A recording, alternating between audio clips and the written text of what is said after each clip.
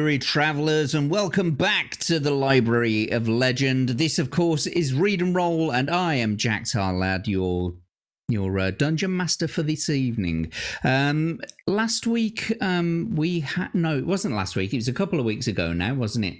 Who did we have on? Atom Gray. He did very well. I think he won his round, didn't he? With the help of the chat, he got loads of rubies, especially from Crimson Shadow, and he was able to make his way through to the end of the Talisman of Death. So he's I think he's the second person to complete that now, I think. Anyway, so well done to Atom from last week. If you wouldn't mind doing me a favor, boys and girls, do all the things and stuff, the subscribe, the bell, get a thumb, shove it right up on in there. In fact, I've got a link for Rumble, and I am over on Rumble, live on Rumble. So if you want to go over there and give us some chats and give us some follows and give us some likes over there, I'm just putting it. No, you don't put it in the Rumble chat, Jack, because they're already there. Put it in the YouTube chat. There you go. That's the one. There you go, boys and girls. I can see a few people joining in the chat at the moment. Anyway, better bring on this week's guest. This week's guest is an artist, a cartoonist, an animator, a regular on the Full Aussie podcast, and on Beelzebub. We've got our boy. You know him. You love him. It's Kenzo. How you doing, mate? Well, hello there. It's a pleasure to have you on finally. Yeah, man. Happy to be here. I'm good to hear that. It's good to be on a show that actually isn't just us sitting around all chatting shit and making fun of other people, Well, I mean, it does have a certain appeal. That's why we do it. I like the format.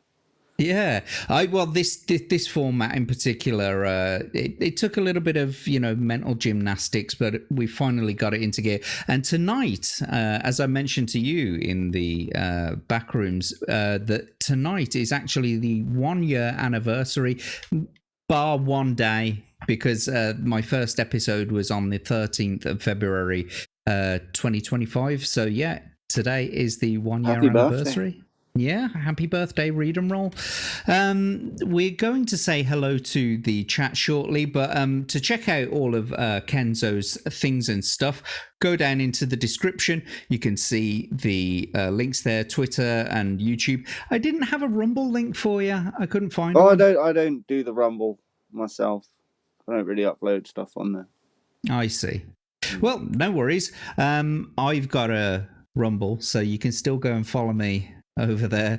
We're going to say hello to the chat. Oh, that's another thing. Don't forget the adventurers bonuses, the pinned comment in the chat. As usual, chatters will be able to interact with your game directly, Kenzo, by donating, and they can request something specific to happen, or they can just donate to your adventurers pot and you can draw from that. I've already given you the list of things that you can buy. Don't get those rubies confused with the in-game gold, because there is like gold in the game as well, which can be spent on objects within the game. These are your bonus. This is rubies for your bonuses. Yeah. Anyway, but yeah, pin comment in the chats, both channels, Stream Elements or Ko-Fi, or I guess you could use my Rumble tip wallet, my prison wallet. Prison Pocket. Yeah, exactly. You could use my Rumble crypto tip wallet thing. I'm not entirely sure how it works.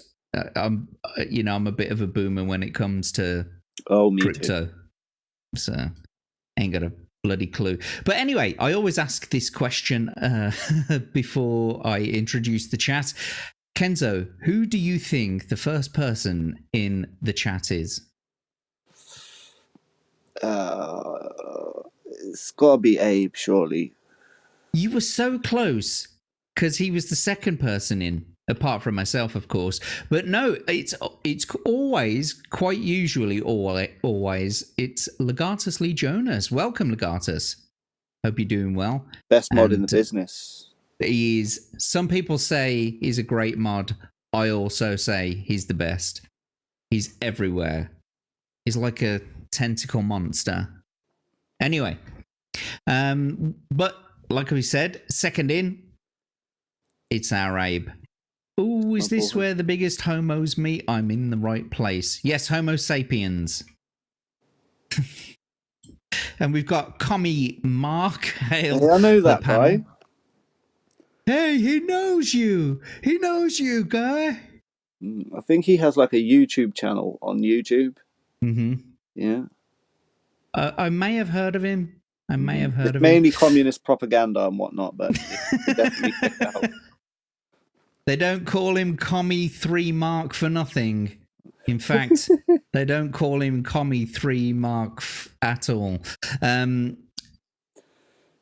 this thing, there's this rumor going around, Kenzo, that Abe is one of my favorites on this show, and that whenever he's on the show, that it's rigged. And I absolutely don't know what anyone's talking about in terms of like favoritism. You know, we don't treat each other like favorites at all. Well, you always slag him off to me, like off camera. That's right, I do, don't him? You tell him. You tell him, Kenzo. I didn't have. Thank you for having the courage to say what I couldn't. Oh no, I love Abe. Honestly, like he's. No, Abe's a top guy. He is. And you can catch him on the Full Aussie podcast. This is true. Only a ginger can call another ginger. I'm repping my ginger people tonight. I'm hoping to be the highest scoring ginger so far. Have you had any other gingers? Apart from Abe. I thought he had green hair. Well, it depends on whether or not he's been drinking. We've got our Davey verse here. Only a ginger can call another ginger a ginger, and that is absolutely true. That is correct, Davey. Davey coming in as well with the bubes. Welcome, Davey. It's good to see you. Ooh la la, indeed. And we got Crimson Shadow. Shadow's back. What's the crack? Read 'em rollers. Welcome in, Crimson Shadow. From one Crimson Crusader to another. Exactly. He is by far one of the biggest contributors, if not the biggest contributor to donations. I think we ought to, start giving start giving some things back. I think I'm gonna have to start doing some special things for high rollers. Did Atom pay his? Pardon? I said everybody likes special things. They do. Everyone likes a happy ending. Did Atom pay his forward? I think he did, because he completed his mission. He completed the book. So I think it's paid forward, mate. I think Kenzo's got 7 in the pot right now. I believe so. Correct me if I'm wrong, Crimson. But just looking at the last adventure sheet, I believe he's got 7 left. Jack, you look the same age as me. What was that in relation to? Like me getting old, or saying that I'm old or a boomer? Yeah, I probably am the same age as you, mate. Yes, stick it up and I'm in there. We got B-roll stage over on the Rumble side as well. Welcome. Good to see you, my friend. I've died a zillion times. Oh, yes, on this. Of course you have. It's because you've been on the most. In fact, Abe, with the exception of Yarnwich, who is the honorary first person, Abe was the first adventurer a year ago. Oh, wow. Yeah. And we got Cell Shade here. Hail. Hail to all us homos that are here. Yes, hail to all of you. Me and Cell Shade are at least the only 2 here, I think. Really? Well, are you sure it's not like you're half of one? He's a Canadian vampire. He has his own house hippo and is one of the most talented animators you could ever meet on here. Really? Well, there you go. Go and check out Cell Shade. and all of his wares. If someone wants to, one of the mods wants to drop Cell Shade's Twitter or something link. He's a professional animator for hire. He's top boy. Oh, wow. Incredible. So, yeah, welcome in Cell Shade. And we've got rigged, but he's the first winner. Is Abe the first winner? Is he? He was the first homosexual winner. Sexer. Homosexual. Welcome to Steve. It's good to see you, my friend. Thank you for joining us. All of you, thank you for being here. Let's have a quick look. 35? Yeah, I'd take that if I was you, surely. 35?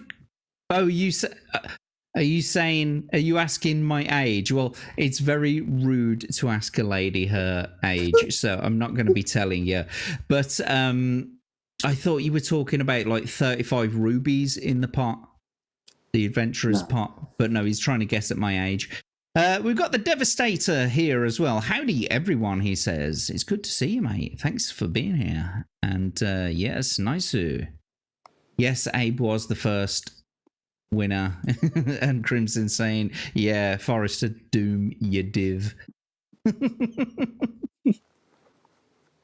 And Abe coming in with the Homfish Ooze assemble. Don't know what that means. I think he's on crack. Anyway, I think we better get over to the Game Board. Game board. What? Why did I say Game Boy? Good. Right, here we go. Let's do this, Jack. Let's do it. Okay, so as usual, I always give the adventurer 3 books to choose from. I give them the back of the book blurbs to 3 books, and that's what they've got to choose from. And so tonight's choices are The Warlock of Firetop Mountain, The City of Thieves, or The Caverns of the Snow Witch. All books have been played before. Not all of them have been won. So, yeah. So I assume you made a choice, Kenzo, I certainly before did, the Jack. show. Now, Well, up until recently, I myself styled myself after a fiery warlock. I had the ginger with drug-addled wizard look. So I'd have to go for the warlock of Firetop Mountain. that is, well, I was going to ask you, had your choice changed since you've seen the covers now? Because sometimes people change their minds. But no, that seems like a solid choice. The Warlock of Firetop Mountain it is then. Paul Hadouken has played this one previously. Okay, did he manage to get the treasure himself, or? He didn't get the treasure, but he did defeat the big bad boss. But like I said, he didn't get the treasure, so it doesn't count. Fuck you.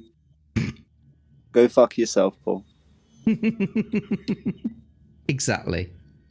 GFY Paul Hadouken and RIP. Right then, here we go. So the Warlock of Firetop Mountain. This was the back of the book blurb that I sent to Kenzo a little bit earlier. Your quest is to find the Warlock's treasure, hidden deep within a dungeon populated with a multitude of terrifying monsters. You will need courage, determination, and a fair amount of luck if you are to survive all the traps and battles and reach your goal, the innermost chambers of the Warlock's domain. And so, yes, you're not familiar with the game rules. Is that fair to say? Yes, most certainly not. Okie dokie. So we'll go through it a step at a time. Then we'll talk about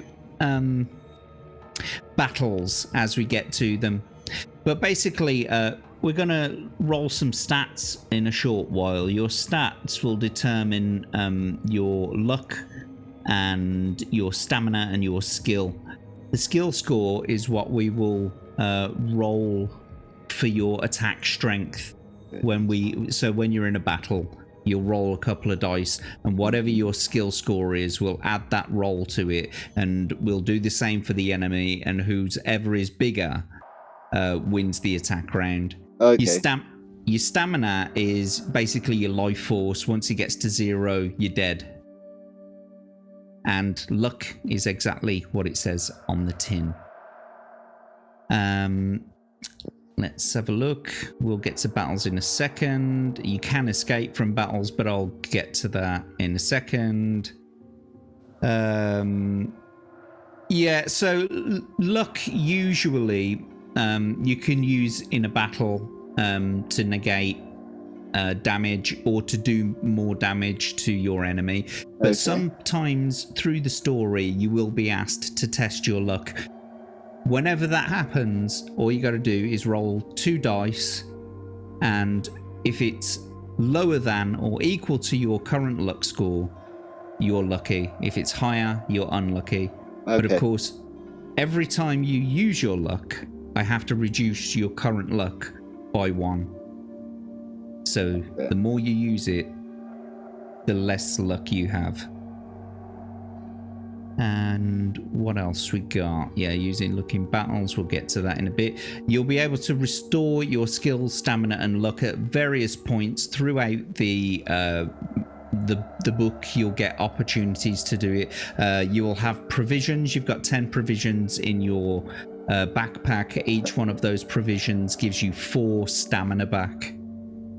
And you will also have the opportunity to take a potion with you, so you can choose from a potion of skill, a potion of strength, or a potion of fortune.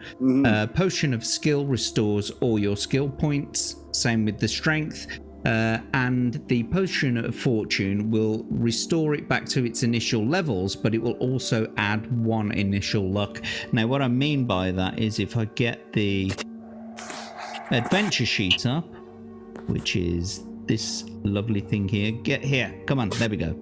So this is your adventure sheet. You can ask for this to be brought up. It's a record of your journey as you go through the Warlock's domain. And so here we go. We've got the boxes for skill, stamina, and luck. We've got the initial skill, initial stamina, and initial luck, which is what we will roll shortly. Yeah, I get that.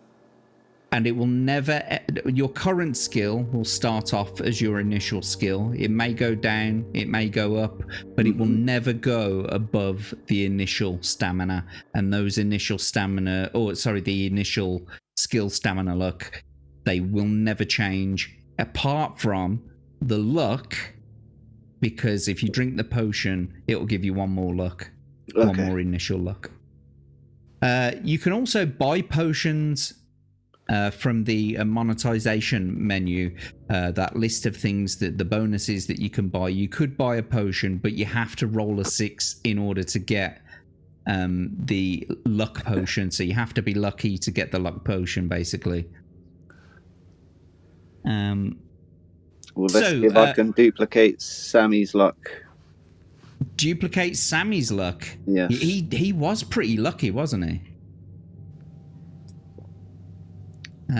Right.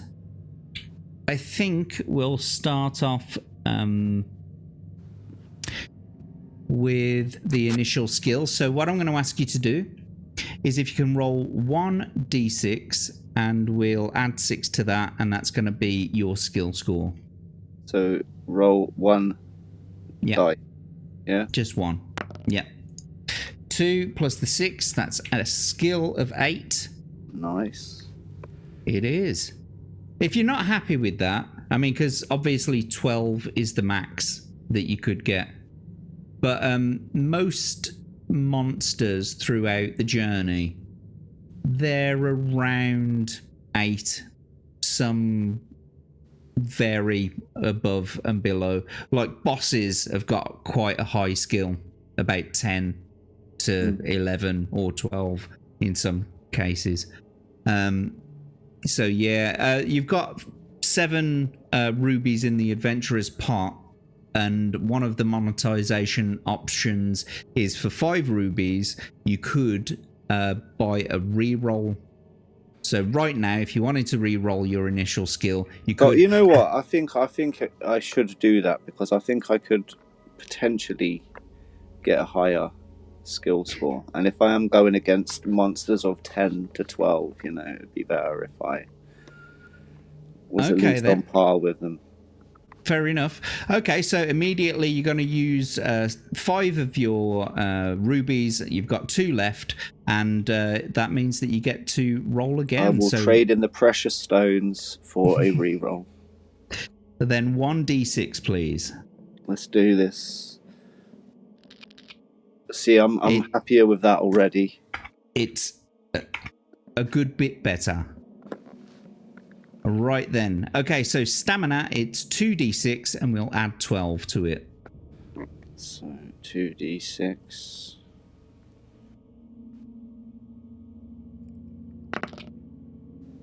Four plus the 12. So 16. That's not incredible. I've seen people get on with less. You've got the provisions there. You can't use the provisions during a battle, so you can only be like outside of a battle scenario to be able to eat the provisions.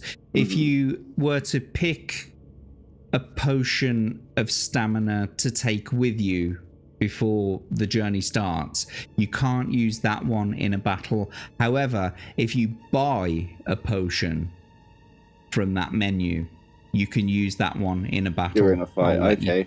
Yeah.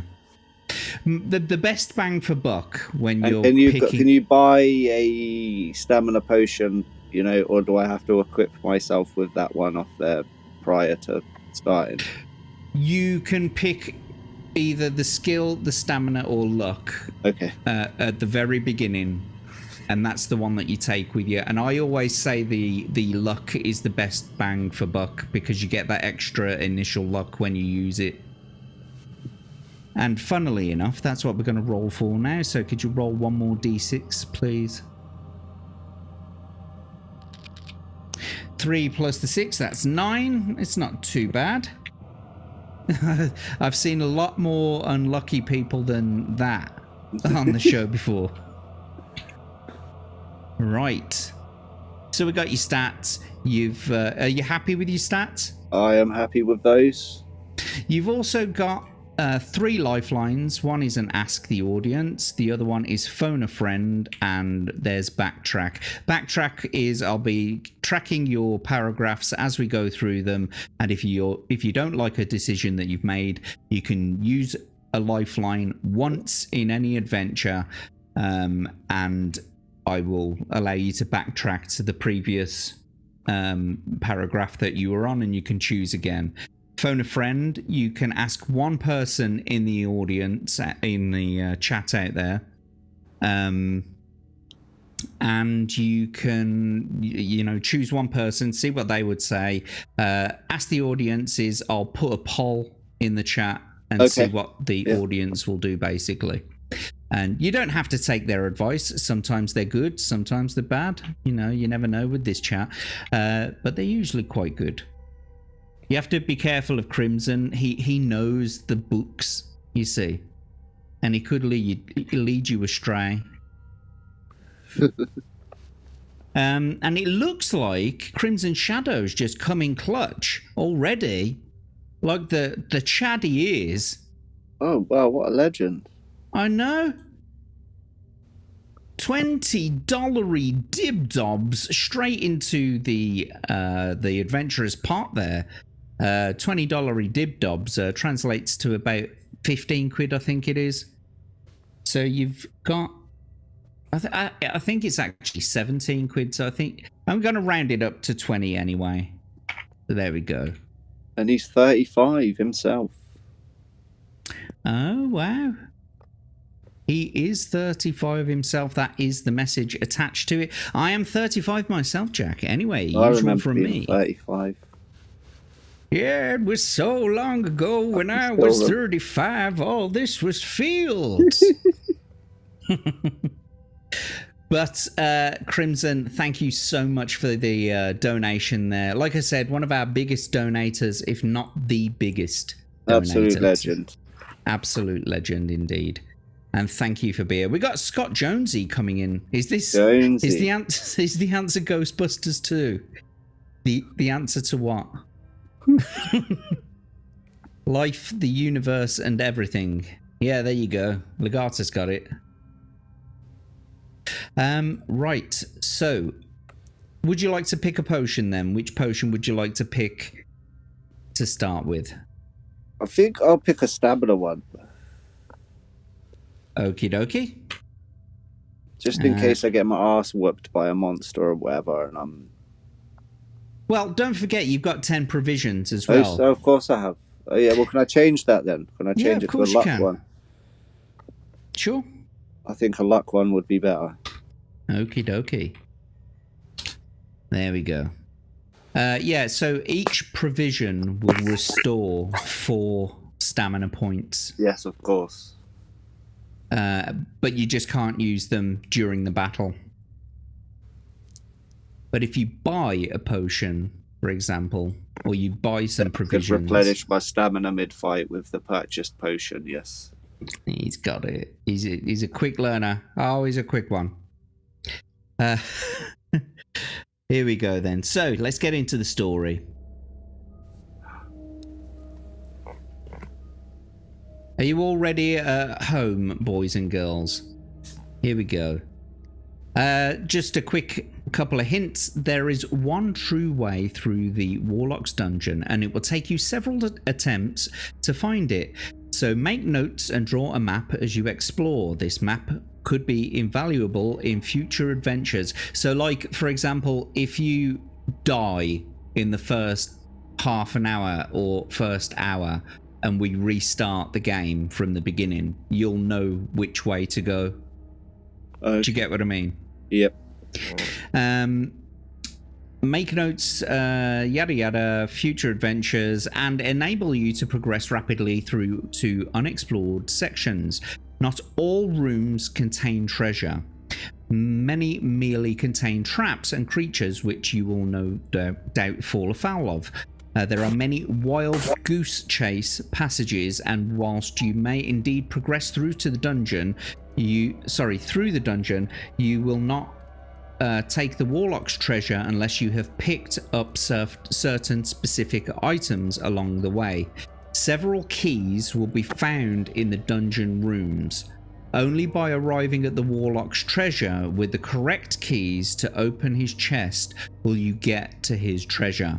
You can expect many frustrations in Firetop Mountain, and the one true way involves a minimum of risk, and any player, no matter how weak on initial dice rolls, should be able to get through fairly easily. So may the luck of the gods go with you on your adventure ahead. Here we go. May the luck gods be with me. I'm pretty confident I can finish all over his chest. Aaron, Jesus, save us. What's he saying here in the chat? I've got to keep flicking between this and the chat. Rick's the resident saboteur. He tried to make Abe surpass Smooth for the fastest death. Not on my watch. It is true though. Smooth holds the quickest death. It was like he died after making one decision. Well, let's hope I don't repeat that. Pardon? Let's hope I don't repeat that. Yeah. Well, it was the book that he did. He was doing Warlock of Firetop Mountain.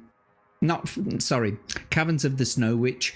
And he ran into a woolly mammoth, which was like a boss level monster. And so he had to get into a battle straight away, and yeah, he died. He did. It's Rick Cleary you need to watch out for, not him. Yeah, I concur. I do. Rick will put a goblin in your butt and gobble it straight back out again. Anyway. And let's hope I don't encounter a butt goblin. Yeah, them butt goblins. Ugh. I've seen some of those on the Chinwag previously. Tomby saw them, and then he made the rest of us see them, saying, I had to see it, now you do too. Wasn't nice. Anyway, Kenzo, are you ready? I'm ready to go. Let's do this. I've got my notepad at the ready. I'm going to jot my map down. Here we go then. Only a foolhardy adventurer would embark upon such perilous quest without first finding out as much as possible about the mountain and its treasures. Before your arrival at the foot of the Firetop Mountain, you spent several days with the townsfolk of a local village some 2 days' journey from the base. Being a likable sort of person, you found it easy to get on with the local peasants. Although they told many stories about the mysterious Warlock Sanctuary, you could not feel sure that all, or indeed any of those, were based on fact. The villagers had seen many adventurers pass through there on their way to the mountain, but very few ever returned. The journey ahead was extremely dangerous, and that you knew for certain. Of those who returned to the village, none contemplated going back to Firetop Mountain. There seemed to be some truth in the rumour that the Warlock's treasure was stored in a magnificent chest with 2 locks, and the keys to those locks were guarded by various creatures within the dungeons. The Warlock himself was a sorcerer of great power. Some described him as old, others as young. Some said his power came from an enchanted deck of cards, others from the silky black gloves that he wore. The entrance to the mountain was guarded by a pack of warty-faced goblins, stupid creatures fond of their food and drink. Towards the inner chambers, the creatures became more fearsome. To reach the inner chambers, you would have to cross a river. The ferry service was regular, but the ferryman enjoyed a good barter. So you should save a gold piece for the trip. The locals also encouraged you to keep a good map of your wanderings, but without a map, you would end up hopelessly lost within the mountain. When it finally came to your day of leaving, the whole village turned out to wish you a safe journey.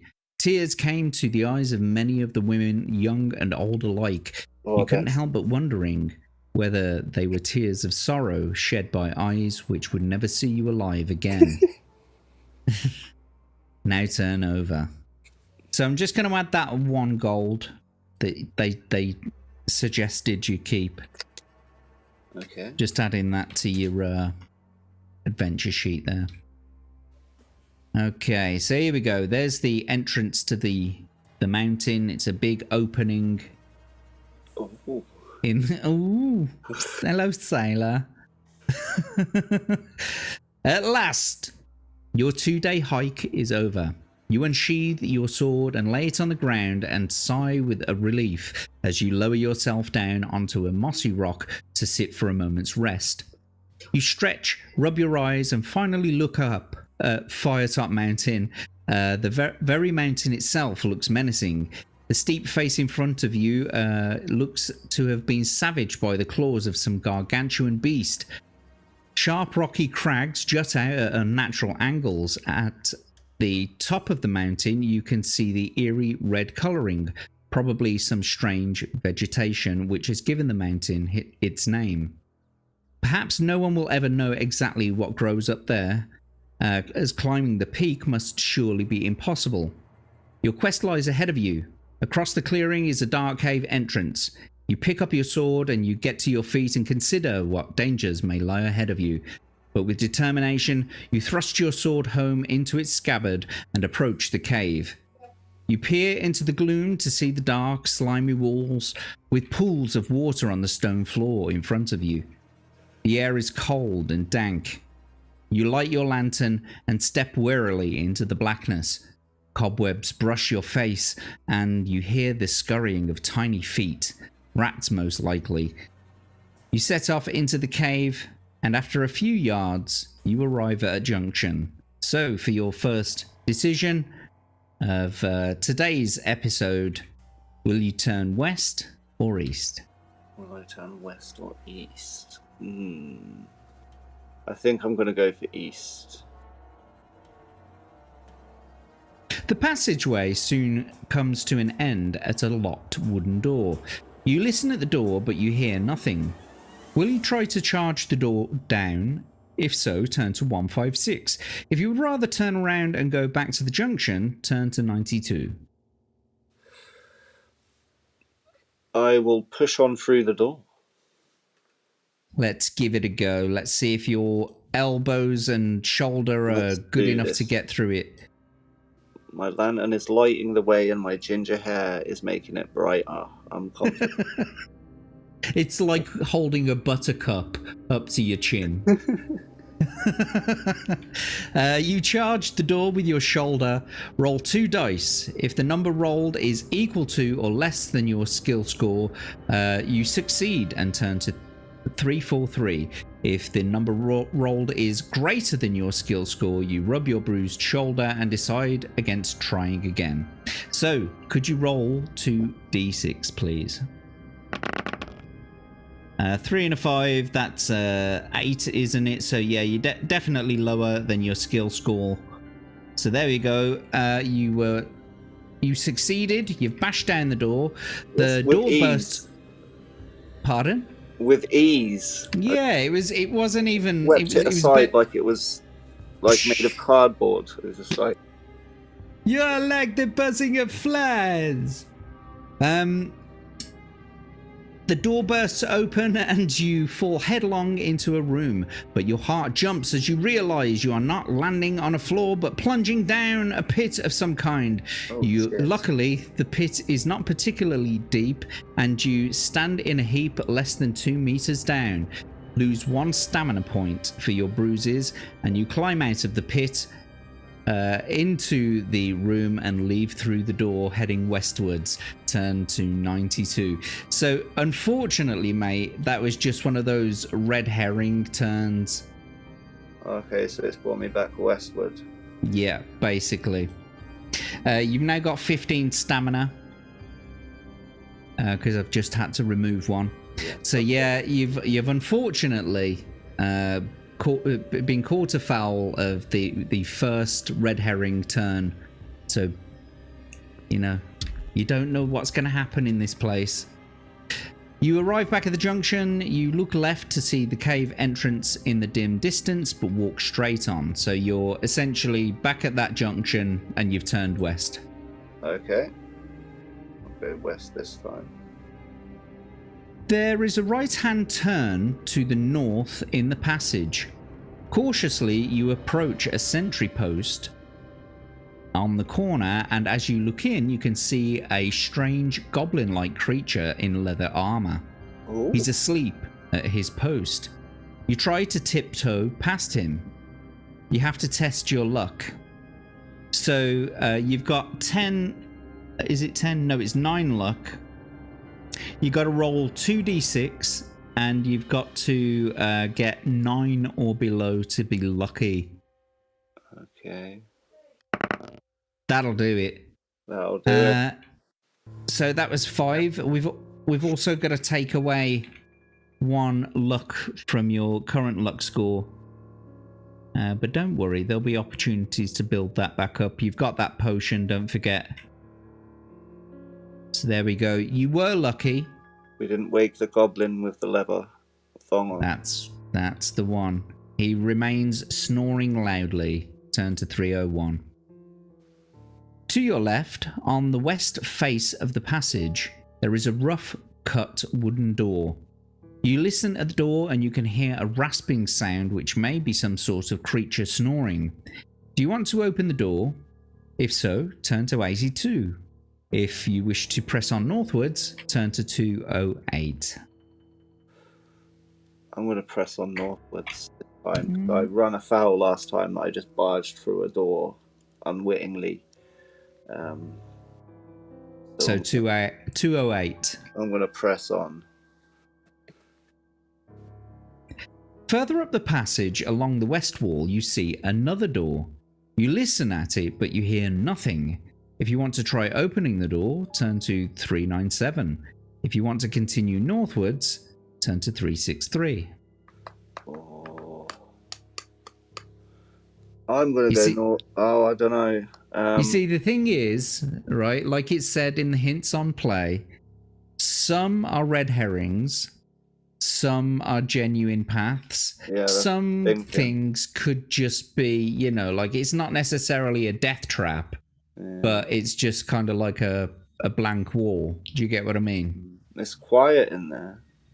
Yeah, exactly. Just want to say hello to Daily Dysfunction as well, who's joined us in the chat. Hey. Good to see you, my darling. Welcome.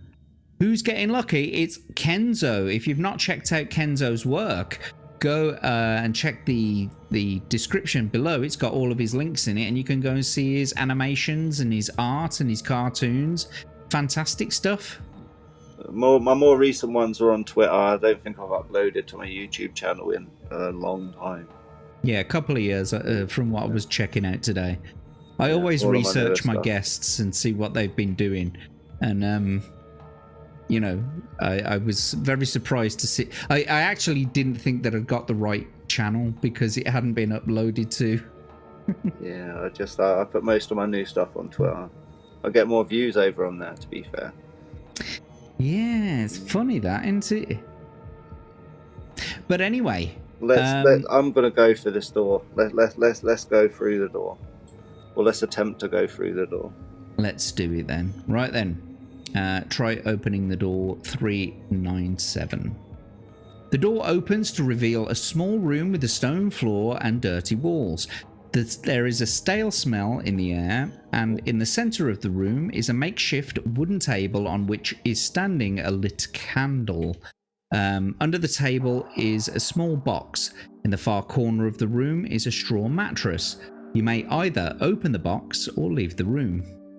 Oh, I'm going to open the box. Curiosity is piqued my curiosity. I'm going to have to find out what's in there. Yeah, Paul was, when Paul played this, he was just like opening every door, you know, searching every box, trying to, you know, loot the entire world, basically. Well, I'm in here looking for treasure, bro. So, like, it would, you know, I'm guessing I'm going to have to find a key. Oh, my God. The box is light, but something rattles within. You open the lid and a small snake darts out to bite at your wrist, and you must fight the snake. Well, I could fight 12 snakes, bro. I'm not scared of one. There you go then. And it's pretty low skill as well. It's got a skill of 5 and a stamina of 2. So we're going to get into now that we're at a battle, this is the perfect battle because it's kind of low stakes. You know, I think in real life I could fight at least 12. At once? With like poisonous, karate. Deadly snakes. Like, nah, just like with everything. I'd use like stamping on them, grabbing them with one hand, biting them. You'd headbutt a couple of them. You know. I saw Jean-Claude Van Damme punch one once and he fainted. But he fainted after he punched a snake, or the snake fainted? The snake, he knocked the snake out, basically. He just punched it. Yeah, that's what I'm saying. So I think if he could punch, I could do at least 12. Single-handedly. I'm pretty confident here, you know. Well, luckily, you only have one snake to contend with. It's got a skill of 5 and a stamina of 2. So what happens is during a battle, we will roll 2d6 for your enemy first, and we'll add its skill to that. And then we roll 2d6 for yourself, and we'll add your skill to that. Whoever's is highest wins the attack round. Every attack round, whoever wins scores 2 points on the opponent. So if the snake wins the attack round, we'll take your stamina down by 2, and vice versa. Okay. Let's do. In order to use... Sorry? Okay. In order to use luck during the battles, if you win the attack round, and providing they are not already dead, you can roll for luck, and if you're lucky, we'll do 2 more damage to the opponent. But if you're unlucky, we give them 1 back. And likewise, if the enemy is the winner of the attack round, you can be lucky and get one of your stamina points back, but if you're unlucky, we'll take another one away from you. Does that all make sense? Yeah. Awesome. I think I'm just going to need skill and ruthless aggression to beat this single snake, though. Well, here we go. We're going to find out right now, because here comes the battle music, and here we go. For the first time in this game, could you roll 2d6 for your enemy, please? I'm not even going to use my sword. I'm going to use my bare hands. Okay. A 1 and a 5 gives them 11. Oh. And then if you can roll 2d6 for yourself, please. Oh, shit. Oh, my God. Snake eyes. Snake eyes. But it is one more point. You got 12 against their 11, which means that you win the attack round and you've won the battle.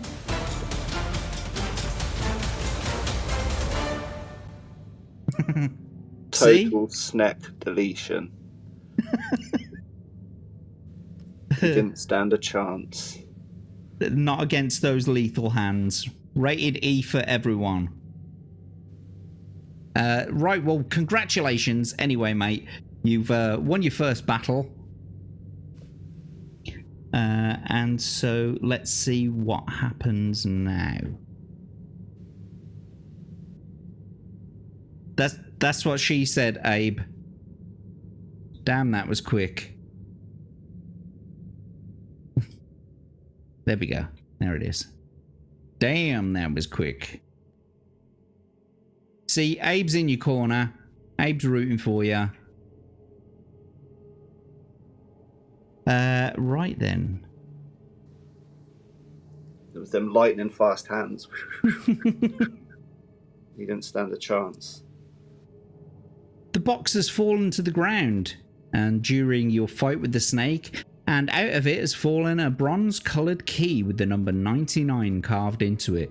You may take this key with you, note it in your equipment list, and leave the room, and add 1 luck point, turning to 363. That's a nice turnabout. So let's get your equipment list out. We can say 99. Bronze key. Okay. 99. Killed. And yes. there you go. You're back up to 9 luck again now. Good job.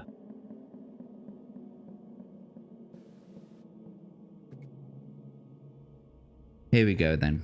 363. Further up the passage on the west wall, you see another similar door. You listen at the door and grimace to hear the worst singing you've ever heard in your life. Do you want to go in and investigate the hideous din, or walk on up the passageway? I think I'm gonna crack on.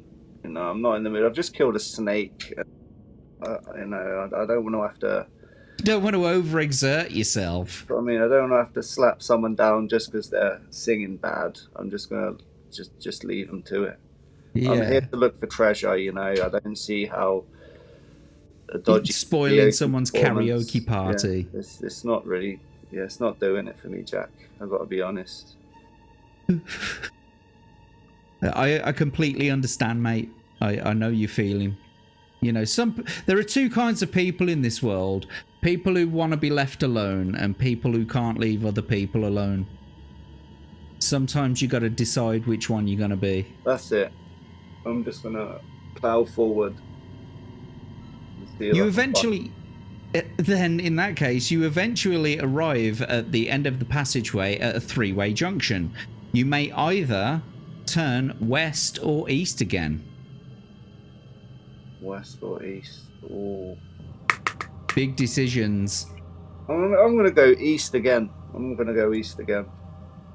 You arrive at another junction in the passage. Now you may either go northwards or continue eastwards.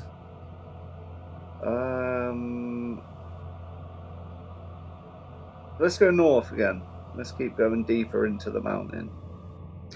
Pushing it deeper. Go deeper into the passage. Exactly. Abe. You see a well-used door on the right-hand side, the east side of the passageway. With your ear to the keyhole, you listen and you hear a man screaming for help inside. Will you open the door or walk on? Ooh. I'm going to open the door, Jack. Here we go then. Open that door. And the man screaming for help. The door is locked. You may try to charge it down again by rolling a couple of dice. So give it a go. If you could roll 2d6, please. 9. 9. It is equal to or less than your skill score, so let's go to 36.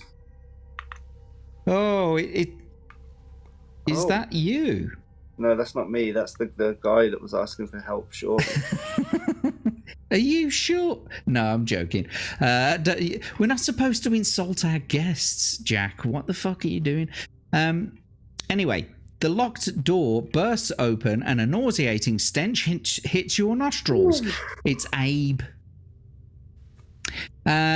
Inside the room, the floor is covered with bones, rotting vegetation, and slime. A wild-haired old man clothed in rags. Oh, it's Greg. It's Kadath Gaming. Rushes at you, screaming. His beard is long and grey, and he's waving an old wooden chair leg. Is he simply as insane as he appears, or has this been some kind of trap? You may either shout at him to try and calm him down, or draw your sword and attack him. I will attack him. Okie dokie. Draw my sword. I'm not going to let some old man run at me and scream. Yo, what are you doing, blood? What are you doing, bruv? With your chair leg waving it at me. Who do you think you are, sir? I will have none of this nonsense. I demand satisfaction. Here we go then. You lunge at the old man as he leaps towards you with outstretched arms and run him through the chest with your sword. You curse as you realize that he was making no attempt to attack you. His wild excitement must merely have been relief after being imprisoned for what had been apparently a very long time. You will now get no information out of him on the perils of the adventure ahead. Turn to 314 to progress up the passageway. I know, right, Snigger? Don't forget, though, you do have your backtrack. So no, if I am at peace with my decision. I don't need the help of some crazy man. Fair enough, if you think so. Here we go then. Let's turn to 314. Further up the passage, you see a door in the east wall. You listen hard but can hear no sound. Do you want to open the door to investigate? Or would you prefer to carry on up the passage? I'll carry on up the passage north. Here we go then. 300.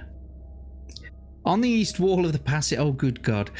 On the east wall of the passage, you see another door. This time it's made of solid metal. Listening at the door, you hear the sound of tortured screams coming from within. If you wish to try opening the door, turn to 102. If you decide to ignore this room and continue up the corridor, turn to 303. No, but I'm not. No. I've already been tricked by one person asking for help in a room. You're not feeling it? No, I don't know. They could have deserved it, you know. No one gets put in a room with a metal door to the point of screaming without at least, you know, some kind of transgression taking place, you know. Like, they must have done something.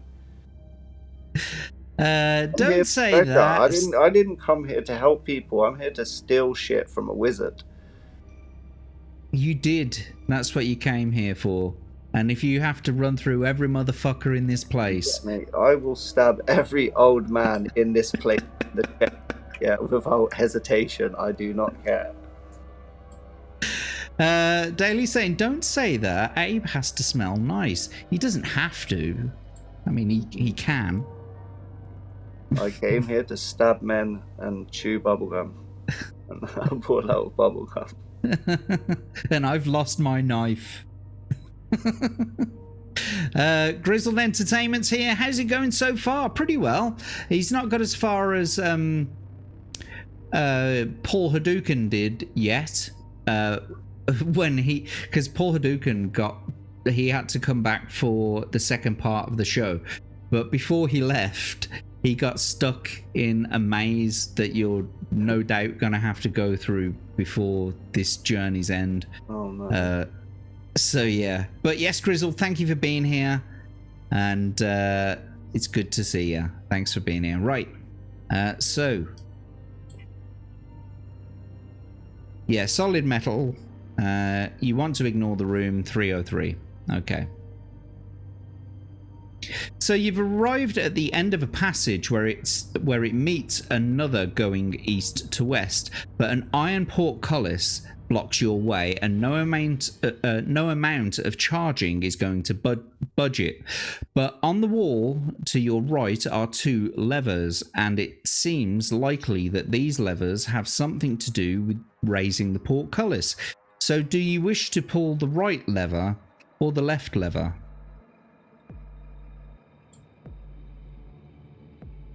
I shall pull. I'll pull the right one. Is the right one the correct one? You hear a deep rumbling noise and the ground begins to shudder. Slowly and noisily, the portcullis rises into the ceiling. You may now walk into the junction. Will you turn west or east? I shall turn. The last two times I've gone east. Uh-huh. So I feel if I keep going east, I might be in that far east corner of the mountain. I'm going to go west this time. I see. Okay. West is best. Shortly along the passage, you arrive at another junction where you may either go straight ahead, westwards, or northwards. I'm going to go further west. Okay. The passage continues westwards and then turns due north. So you're like being driven north by the plot now. Yeah. Some way up, you reach a junction where a narrow passage runs off to the west. Will you continue northwards or take the west way? So it's sent you north for a little bit, and then it carries on north, but there's a turning to the west as well. Let's go. Let's just keep let's keep going north. Let's ignore that little passage, but I'll note it down on the map just in case I have to backtrack. Very good. Several meters up the passageway, you arrive at a junction where you may turn either west or east. Set in the rock on the north wall is a small recess where you may rest and eat provisions without being seen. If you wish to take provisions here, do so. Afterwards, you may set off either eastwards or westwards. You see, this is the thing. I always let you have provisions wherever you are. This book seems, because this is actually the very first book that was ever published under this series.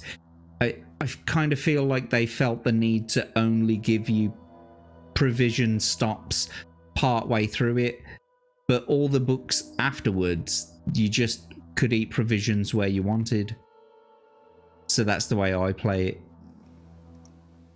I think I'm going to stick with west. Okie dokie.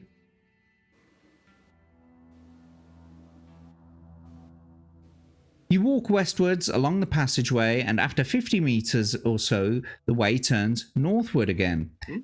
2 or 3 paces up the passage, you hear a crumbling beneath your feet, and you try to leap back as the ground gives way. Test your luck. If you're lucky, you manage to leap quickly backwards before the pit opens. You had better return to the junction. If you are unlucky, you are too slow and you fall over 2 meters down into a pit and you lose 1 stamina point. Now, you could forego this whole luck testing thing and you could go back to the previous paragraph because that's where it's going to take you anyway, even if you're lucky. See, I'll do that, so I'd choose to go west or east again.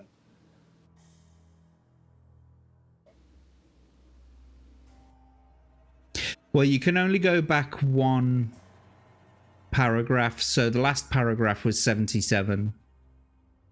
Yeah. So I'd allow you to go back to that point. Yeah, I'll go back to that point. So that would be where I chose to either go west or east. So just after I passed the small passageway on the west side. So let's take a quick look. 77. Yeah, eastwards or westwards. So eat provisions. You went westwards. So I assume you want to go eastwards. Yes. I don't want to be in the pit. Yeah. So one thing I'm going to say to you now is that you've used your backtrack. However, you are able to buy that backtrack back again by using your adventurer's pot, if you so wish. How much will that cost me, the whole pot? I believe it's 5. How many have I got left? 20. Oh, I'll go on then. Well, you got 15 now, and I'll give you your backtrack back.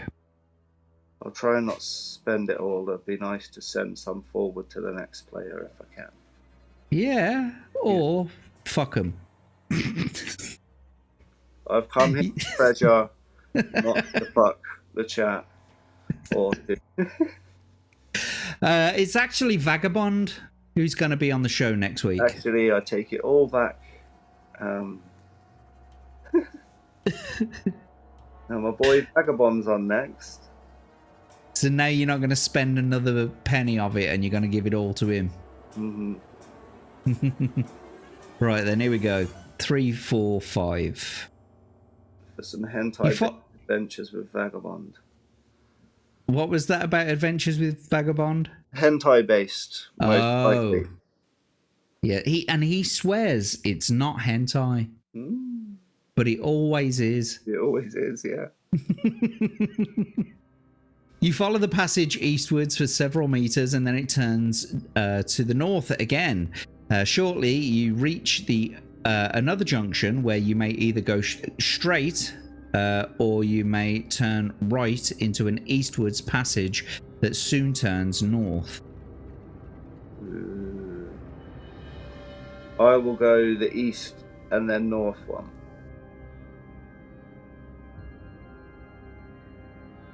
Okie dokie, 311. Here we go. Interesting thing we got going on here. It's a room with a door at the end and it looks like it's got shapes on the floor. So here we go. The passageway ends in a door at which you listen but hear nothing. Trying the handle, you find that the door opens to reveal a large square room. And the room is completely bare, but the floor is covered in a mosaic of tiles. 2 shapes stand out on the floor, the star-shaped tiles and hand-shaped tiles. A door on the opposite wall is the only way through. So, will you walk across the room to the door?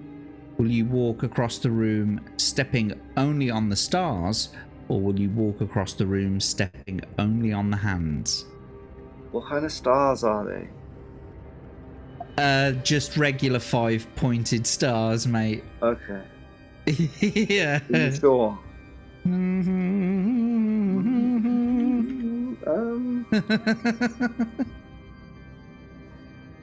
So do I either go for the stars or the hands? Yeah, so it's like you can either walk across the room nonchalantly, stepping on whichever ones you want, or you can walk only on the stars or only on the hands. I'll walk on my hands, on the hands. You walking on your hands, on the hands. That's what I'm going to go for. Hand standing across the room, boys and girls. Here we go. Let's do this. The moment your The moment your foot touches a hand tile, you feel the vice-like grip of on your ankle. Well, it would be on your wrist, wouldn't it? Yeah, so on your wrist, and you look down to see a ghostly white hand gripping your leg. You fight for your balance and manage to regain it, but to your horror, you see that from every hand-shaped tile in the floor, a similar apparition has appeared, and the floor across to the door is now scattered with ghoulish hands flexing and snatching in the air. You draw your sword and chop at the hand, and you have to resolve this battle. So you could go backtrack if you want again, but otherwise, if you want to face off against this hand demon... I've already killed a snake. I think a ghostly hand could be... Well, firstly, I think it could be useful. But I think I could have no problem in destroying this ghostly apparition with my sword. I'm sure I would have blessed my sword in some way. So it's gonna end me in my battle. Hanayama-san here is saying, just abuse all of the points, Kenzo. All of the points. I shall take that advice on board. Well, here we go then. We're going to get into your second battle of the episode. So, what was it? It's a skill of 6, stamina of 4. Dumb 6 ghost. and 4. There we go. Okay, so without further ado, let's get the battle on. I'm not scared of no ghost hand. I think I could give a ghost hand and 7 ghost feet with this sword. You know, I'm pretty confident here. What am I rolling, Jack? If you wouldn't mind then, rolling 2d6 for your enemy, please. Let's do this. A 3 and a 5 gives them 14. Oh. And then if you can roll 2 for yourself, please. Yeah, keep always rolling high for them first. It always seems to be the way. Oh. 2 and a 6 gives you 18 to their 14. Well done. You've won the attack round, and we brought their stamina down to 2. At this point, I always ask, would you like to test your luck or carry on? If you were to be lucky on a luck roll right now, you would take the monster out in one fell swoop. But if you were unlucky, we'd have to give them an extra stamina point back. I think I'll press on. I don't need dokie. It's a ghost hand. Then 2d6, please. That's a 1 and a 5, giving them 12. And then 2 for yourself, please. That'll do it. Pow. Take that, you filthy ghost hand. I cast you down. No, don't touch me there. You didn't let it touch ya. Apart from that one time on the wrist. That was totally consensual. You were leading them into a false sense of security. Mm-hmm. Well done. You've defeated the hand monster. Not like it was a difficult thing to do anyway. Mm-hmm. There you go. So let's move on with the story. 185. The hand withers and shrinks back into the floor. At the same time, the other hands stop dead and slowly fade away downwards into the tiles. They're all scared. See, I took out one ghost hand and the rest of them just run. Sure. You decide this time to step on the star-shaped tiles and step carefully across to the door in the north wall. The door opens and you can add 2 luck points. Turn to 162. Unfortunately, though, you are already maxed out on your luck, so I can't give you those 2 luck points because your current luck is your initial luck. But nevertheless, 162, here we go. The passageway ahead runs northwards, and you follow this until you reach another junction. Here, you may either continue northwards or you may turn westwards. Let's go westwards. I've heard life is peaceful there. Some way along the passage, the corridor bends round to the north and you follow it until you reach another junction. At this junction, you see an arrow cut into the rock, pointing to the north, and you decide to try that direction. That was a filler. That was a filler paragraph. The passage runs northwards, and ahead you can hear the splashings of an underground river. The air becomes cool and fresh, and you soon reach a wide opening of a riverbank, but despair as you look across to see no way through to onto the other side. To the east, the river flows through a cave in the rock. You may either sit and rest and eat provisions, or continue by what seems to be the only way forward, jumping into the river and swimming downstream. I think it's about time to get wet, isn't it, Jack? I think so, mate. Oh, is that what we're saying, Hanayama? It's a Smoo raid? Well, thank you so much for coming in, Smoo and the Smoosters. It's great to see you. Thank you for being here. Yeah, there you go. Crimson Saint, Smoo raiding, come in. Daily Dysfunction coming in with the Smoo. Legatus Legionis warning us of a Smoo raid. And Atom Shmoo. Awesome. A Smoored. Yes. So, I assume then, Kenzo, by that decision, you're going to get all wet and clammy. I'm going to dive in head first and paddle my way downstream. Here we go. 399. The current is strong and it takes you swiftly down. Swifty? Aren't you a Swifty? I would say I am. I prefer her older stuff. I weren't really a fan of this latest album, I'm not gonna lie.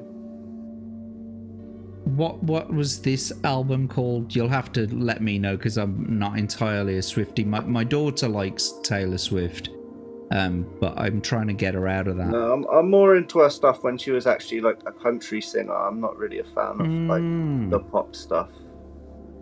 Like sort of. Yeah. It's not much. Yeah, it's like I preferred George Foreman when he was like a boxer rather than a cooker salesman. Or Johnny Rotten when he was a punk. I probably used star. my George Foreman grill more times than I watched his fights. I don't even own one of I those don't grills anymore, but back in the day when it was like a thing, we had one. Anyone had a George Foreman grill in their kitchen, Jack. And they're not bad either. Not a sponsor, by the way, boys and girls. We're not affiliated. But they're not bad to use, you know. You got that little grease tray that you put underneath it. You know, you had to clean all the fucking grease out of it, but at least you weren't going into your system.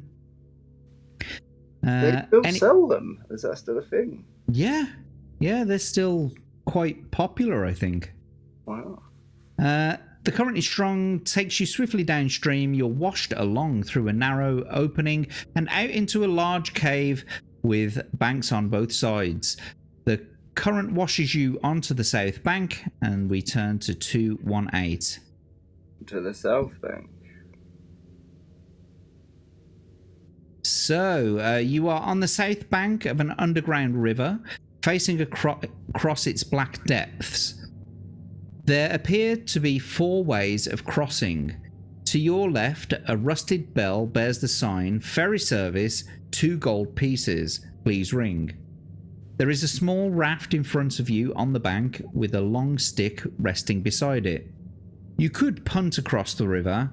A rickety old bridge crosses on the right, and if you don't trust any of these, then you may swim. So which will you choose? Now, you've only got 1 gold, and it says ferry service is 2 gold pieces. So will you ring the bell, punt the raft across yourself, risk going across the bridge, or just try to swim? I think I'm going to try and swim. But I didn't drown coming down the stream before. Yeah, it was quite fast flowing water.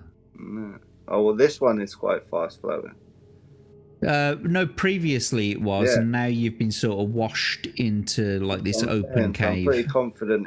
Obviously there could be creatures and stuff in there that I'm not aware of, but you know, I've already fought a snake, an innocent old man, and a ghost hand, so I'm feeling pretty confident. I mean, with battle odds like that, you're bound to win. Here we go. So is that what you're choosing then? I will not be swim. defeated by H2O, you know, like ghostly apparitions and, you know, snakes haven't took me down, so I will not be defeated by water. Well, here we go. We'll find out. The water is icy cold. You start to swim and notice that your splashings are attracting a moving turbulence in the water. Will your strength and stamina hold out? Roll to die. If the roll is equal to or less than your stamina score, you believe you can make it and swim furiously for the North Bank.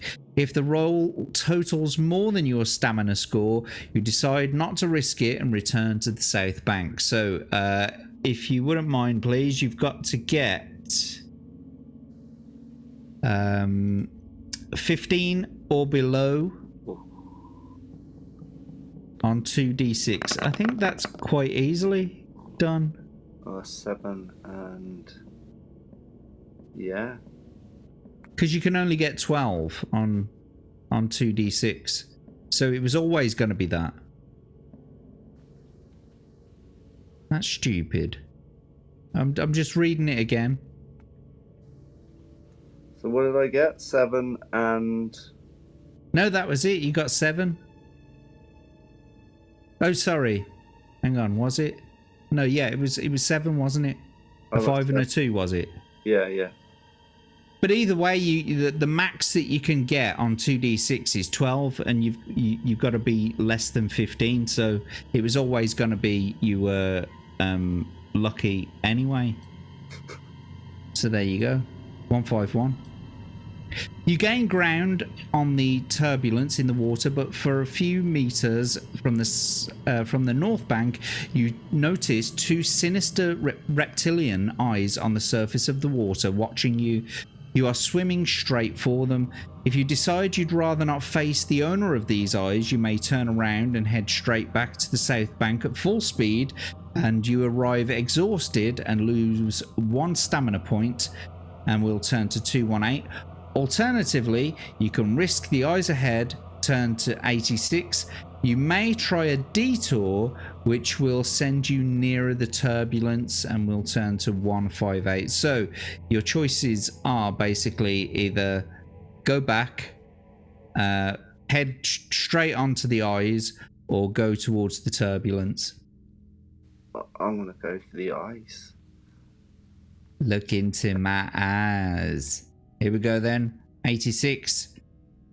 A huge jaw yawns open in front of you. By the size of it, it's a crocodile you are swimming towards, and it must be at least 3 meters long. The beast slaps its tail in the water and glides towards you. You must fight 2 attack rounds. It's got a skill of 7 and stamina of 6.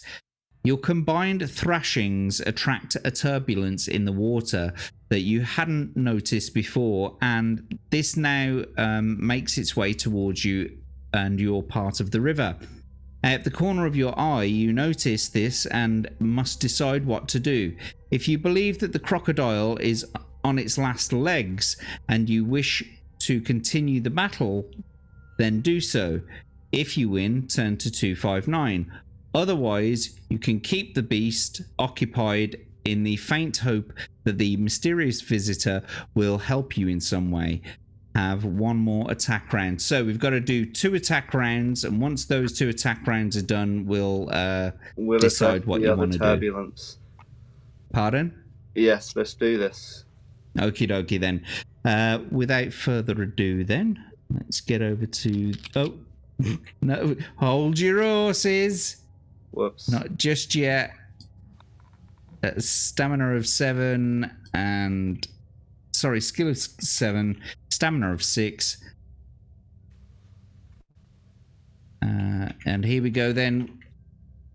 Let's get that music on. Now you can roll. Oh, bollocks did up. Christ. A 6 and a 1. Gives them 14. I'll roll again. And 2 for yourself, please. Yes. Come on. Get nice. A 6 and a 5 gives you 21. You win the attack round. Can't. Second round. That's right. There are stamina of 4 now. You could test your luck, or you can carry on. I'll carry on. I'm pretty confident. It's only a 3-meter crocodile. Let's do it then. 2d6 for the enemy, please. Oh. That's 14 for them again. And 2 for yourself. Oh, come on. Oh, no. 1 and a 3. 14 each. Oh. You've parried blows, which means you've done no damage to either of yourselves. However, that was 2 attack rounds. Do you want to carry on fighting the crocodile? Yeah. Excellent. Right then. I'm not scared. Where did the story go? Comeback story. There you are. Right then. Let's carry on with the battle then. 2d6 for your enemy, please. Oh, gee. Another 7. That's 14. Yep. 14. 3 14s in a row for them. And 2 for yourself, please. Get him. That'll do it. 18 to 14.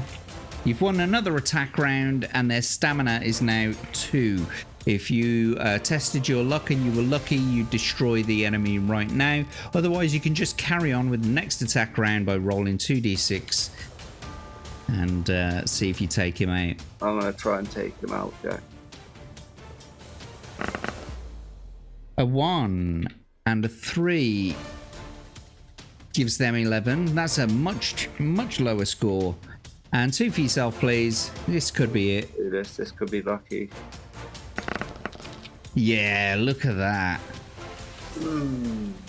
6 and a 5 is 21. You've won the attack round. Congratulations. You've won against the crocodile, and there you go. It's all over and done with. Yeah, I can make myself a nice pair of shoes. And a nice handbag.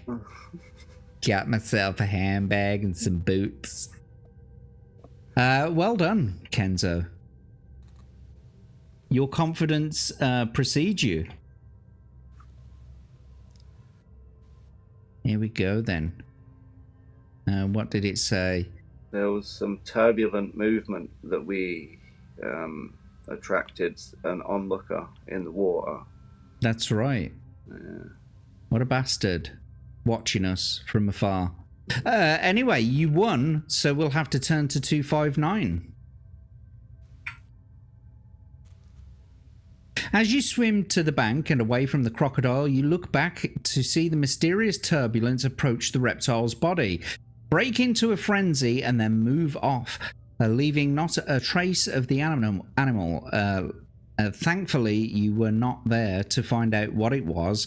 You lift yourself out of the water and onto the north bank. Add 1 skill and 2 luck points. Well, you didn't lose any skill or luck points, so I'm afraid I can't give you those. I'm just too lucky. You are, and too skilled. OP. It sounded like some piranhas or something then, didn't it? Yeah. Piranhas. Let's pretend it was piranhas. It was piranhas. You are on the north bank, and you are in a large underground cavern. Kill Gestor.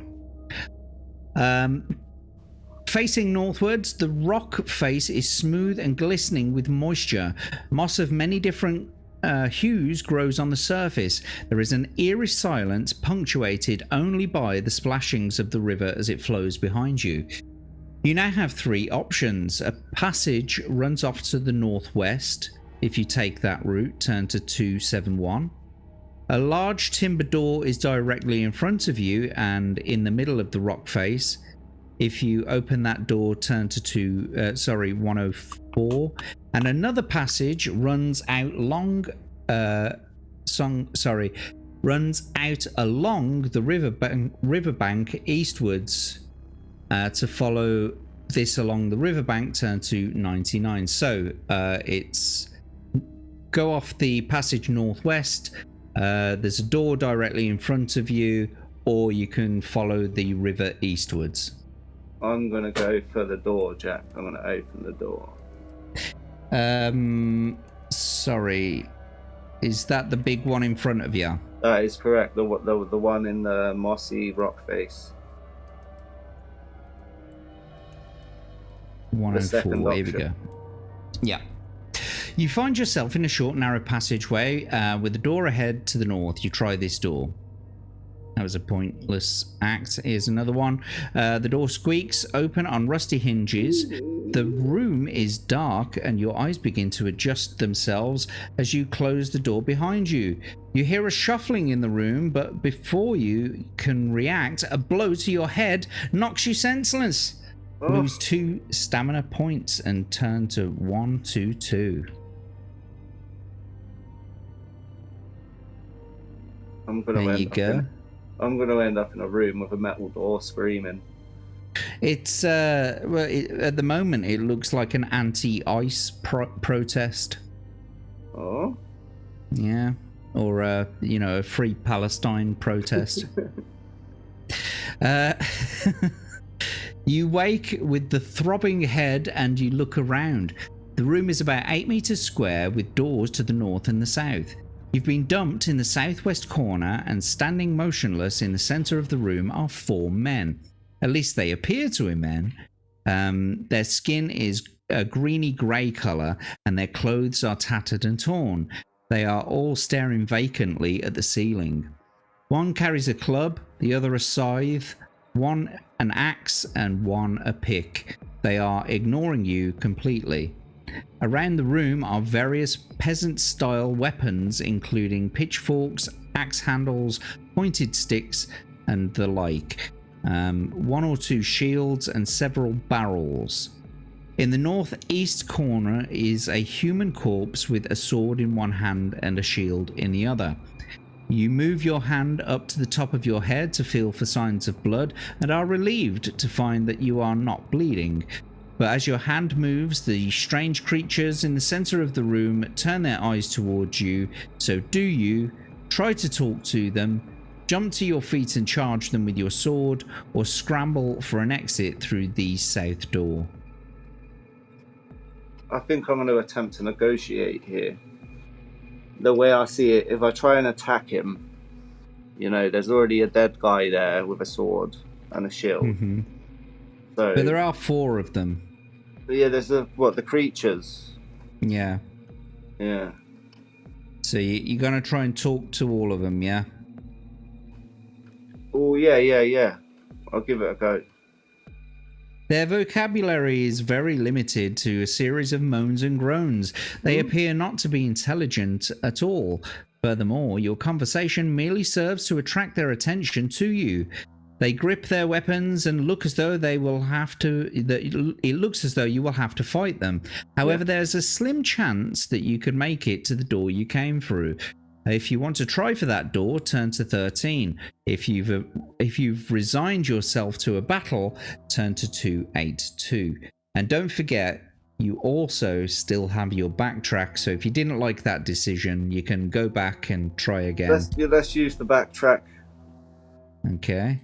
Yeah, we'll use the backtrack. We'll go back to where we can go northwest or east. Well, you can only go back to the previous paragraph that you were on, which was 122.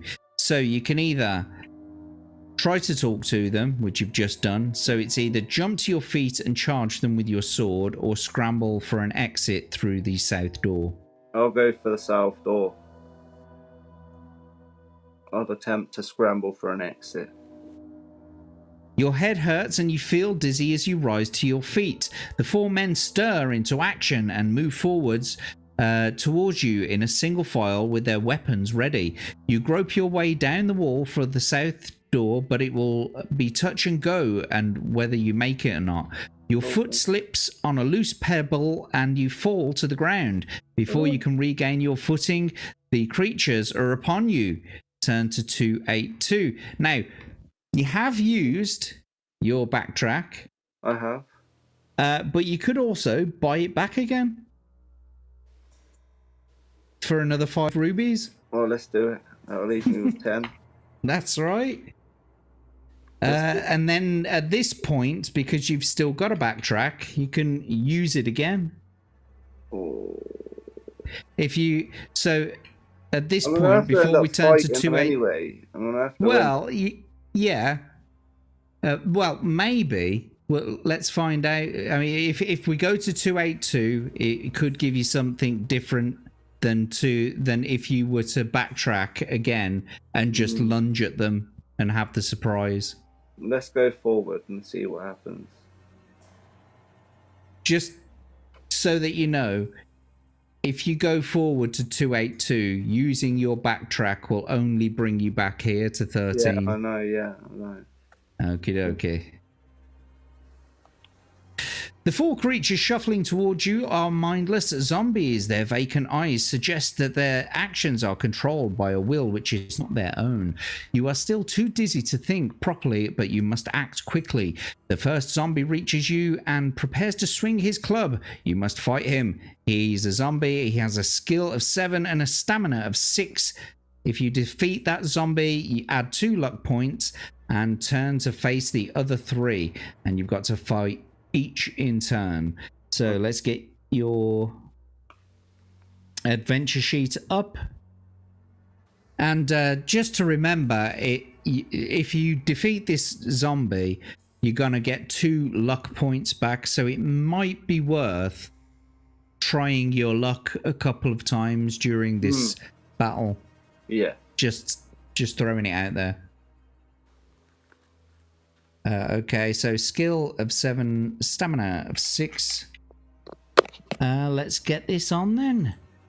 Let's do it. Let's do it. All right, here we go then. 2d6 for your enemy then, please, and we'll see how we get on. That's a pretty low score. A 1 and a 2. Gives them 10. And 2 for yourself, please. Ka-chow. Nice. A 4 and a 3 gives you 17 to their 10. You win the attack round and they now have a stamina of 4. Would you like to test your luck or carry on? I will carry on. I'll carry on this time. I'm going to save my luck for... I've got to fight 3 more of these clowns. Yeah, but you got what I was saying was you're going to... If you do destroy this monster, you're going to get 2 luck points back anyway. Oh, okay. Well, I'll try my luck then, yeah, because otherwise it won't increase anyway. Okay, then 2d6 and you've got to get 9 or below. Well, that'll do it. Yes. So you've got 8 luck left now, and we've reduced their stamina down to 2. So now roll 2d6 for your enemy, please. 2 and a 3 gives them 12. And 2 for yourself, please. A 4 and a 1 gives you 15 to their 12. You win the attack round. You've beaten that zombie. So it's pointless using your luck. You're going to get that luck back. So we'll give you that there. That you back up to 9 again. Right, your next enemy, your next zombie, well, your next 2 zombies, in fact, have a skill of 6 and a stamina of 6. So without further ado, will you please roll 2d6 for your enemy? A 4 and a 2 gives them 12 again. And then 2 for yourself, please. Nice. Ooh.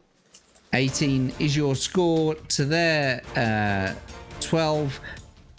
Bring their stamina down to 4. Test your luck or carry on? I will test my luck, Jack. Okay. You've got to get 9 or below on 2d6, please. That'll do it. You now have a current luck of 8, and their stamina has been brought down to 2. Roll 2d6 for the enemy, please. A 4 and a 1 gives them 11. And 2 for yourself, please. That'll do it. That's it. That's the one. 18 again. Congratulations, you win the attack round and you've destroyed the second zombie. So now we will introduce the third zombie as well, which has got a stamina of 5. So 2d6 for your enemy, please. A 2 and a 5 gives them 13. And 2 for yourself, please. Get in. That'll do it. 18 again. That's 3 18s in a row now for you during this battle. Congratulations, you've won the attack round. They now have a stamina of 4. Would you like to test your luck or carry on? I'm going to test my luck one more time. Okie dokie. You've got to get 8 or below on 2d6, please. Ooh. You've done it again. You've now got a current luck of 7, and their stamina has been brought down to 2. Can you please roll 2d6 for your enemy? Wow. Oh, nice. yeah. Nice low rolls. Beautiful. And a 4 and a 1 gives you 15 to their 9, which means you win the attack round and you've defeated zombie number 3. So it's the last zombie now. If you can roll 2d6 for your enemy, there you go. A 3 and a 4 gives them 13. Oh, this is gonna be. A 3 and a 2 gives you 15 to their 13. You win the attack round. Congratulations. Their stamina is now 3. Would you like to test your luck or carry on? I'm feeling lucky. I'm gonna go for one more roll with the luck. 7 or below on 2d6. Oh, unlucky. Which means we'll have to give them 1 point back, so they now have a stamina of 4 again. 2d6 for your enemy, please.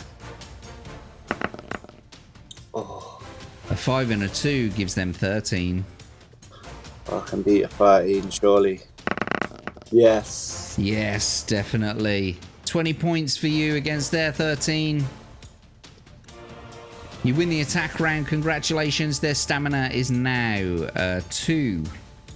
Test your luck or carry on. I'm going to carry on. It's just one more Okie round. dokie. I'm going to be stacking up these zombie heads. Jolly good. Let's get it on then. 2d6 for your enemy, please. A 1 and a 4. It's 11 for them.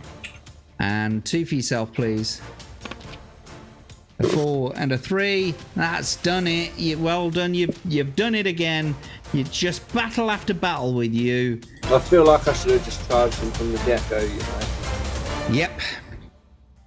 You got yourself into that mess, and now you can get yourself out again. And you did. Well done. Oh, yes. I'm happy with that. I would be. You've won every battle so far. The only time you've really lost any stamina is actually through just going through the general story. You've had no stamina taken away by any of your enemies. So, yeah, well done. You've been doing very well as far as battles go.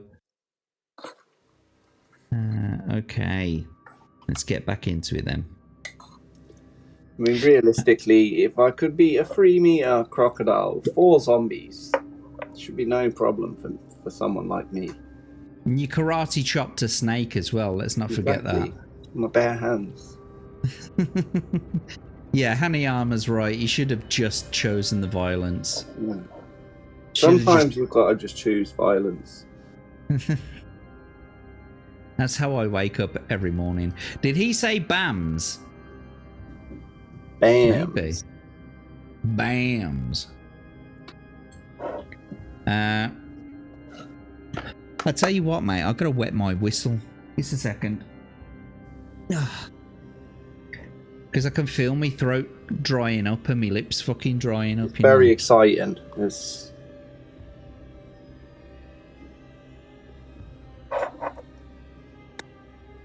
Oh, nothing like a nice cup of cold coffee. Oh, lovely. Mm. I'm on the Iron Brew as usual. You can't go on a mountain quest without a couple of cans of Iron Brew. Yep, made from girders. It's right. No wonder you're doing so well in your battles. Yeah. Ironborn. Have you had your Weetabix today? I had Shreddies, as it goes. Oh, when hunger strikes. That's it. Right, let's get on with it. If you defeat all four, which you did, turn to 115. The poor wretches lying dead at your feet almost look happy to be relieved of the burden of life, but as you look down at them, you sense that they are not the only one to know of their deaths. Looking around the room, you may investigate the weapons lying around, go over to the dead body in the northeast corner, or check the barrels. I would like to investigate the anus or the body in the corner. Me too, mate. Me too. I feel like it's necessary, you know? Just like we say, folks at home, get a thumb right up in there. There could be secrets hiding. You check over the body. Yes. The poor wretch was obviously caught in the same way that you were, but his weaker skull shattered under the club's blow. He wears a suit of leather armor and no better than your own, and holds a wooden shield on one wrist and clutches a steel-bladed sword in his other hand. In his pocket are 8 gold pieces, and around his neck is a silver crucifix. You may take any 2 of these items that you wish, and then write them on your equipment list. Also, add 1 luck and 1 skill point. Oh, I shall take the gold and the silver crucifix, please. I think that's a very wise choice indeed. You also have 1 extra luck point. I can't give you the skill point because you're already maxed out. But you now have a current luck of 7. And we will add the... so it's gold. How many? It was 8, weren't it? Yeah. 8, so 8 you already had 1. You have 9. And the silver crew. He's not going to need it. Nah. God is not here today, priest. Mm-hmm. Right. Let's get back to it. Here we go. How's this crucifix look on me, man? Does it look alright? Yeah, fam. Is it bling? I think Get me blood. I think it looks good. Look at you in all this fine new drip. Iron Brew is the best rust juice you can get.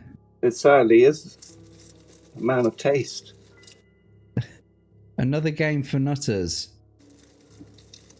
Is that what BAMS is? Is that what you were talking about? I don't know. Anyway. Here we go then. Let's get over to 221. What are these mysterious items that you've collected? Which have you written down first on your equipment list? Is it the gold or the crucifix? Did you write it down on your sheet of paper? I did. Okay, what did you write first? Well, obviously the gold. Okie dokie. You are now 8 gold pieces richer. You also find another 2 gold pieces in his boot, hidden there for safety. Nice. So now you have 11. Nice. Is there anywhere else to check on him that we haven't checked?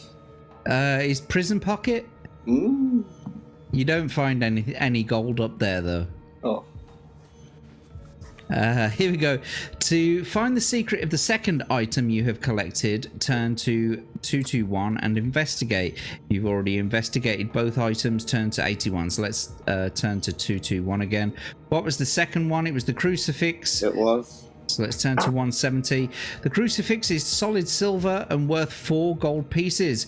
Record this on your adventure sheet and turn to 319. So there you go. Fantastic. That could come in handy, you know. If there's like vampires, or It could. You could melt it down, turn it into bullets, shoot it at a werewolf with your sword. And vampires allergic to silver as well in some. That's right, yeah. You have played these books before. Right, here we go. 319.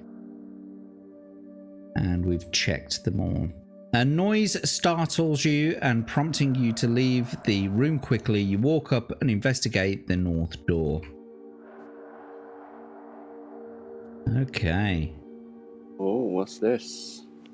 Scary. The door opens and you find yourself in a dark crypt of some kind. The room is very large. At the one end is an altar and various coffins are strewn about the room.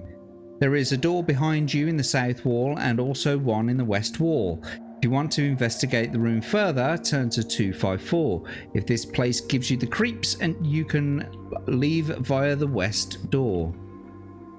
I think we need to get out of here now and carry on. You know, Sure? After I killed them zombies, it became clear to me that someone else is aware of my presence here, Jack, and I think I should push on and try and get this. I always feel like somebody's... Yeah. Keeps you the creeps. There we go. 380. You are in a narrow east-west corridor, and looking westwards, you can see a crossroads ahead, so you go onto the crossroads. Standing at the crossroads, you may... At the crossroads. I did that to Paul the last show and he did exactly the same fucking thing. So yeah, you may either go north, west or south. Let's press on north, Jack. North it is then. 366. You're following a passageway which leads ahead to the north. After several meters, it bends sharply to the east. You can continue eastwards until you eventually come across a narrow opening in the north wall, or you may go through this opening, turning to 89, or continue eastwards, turning to 62.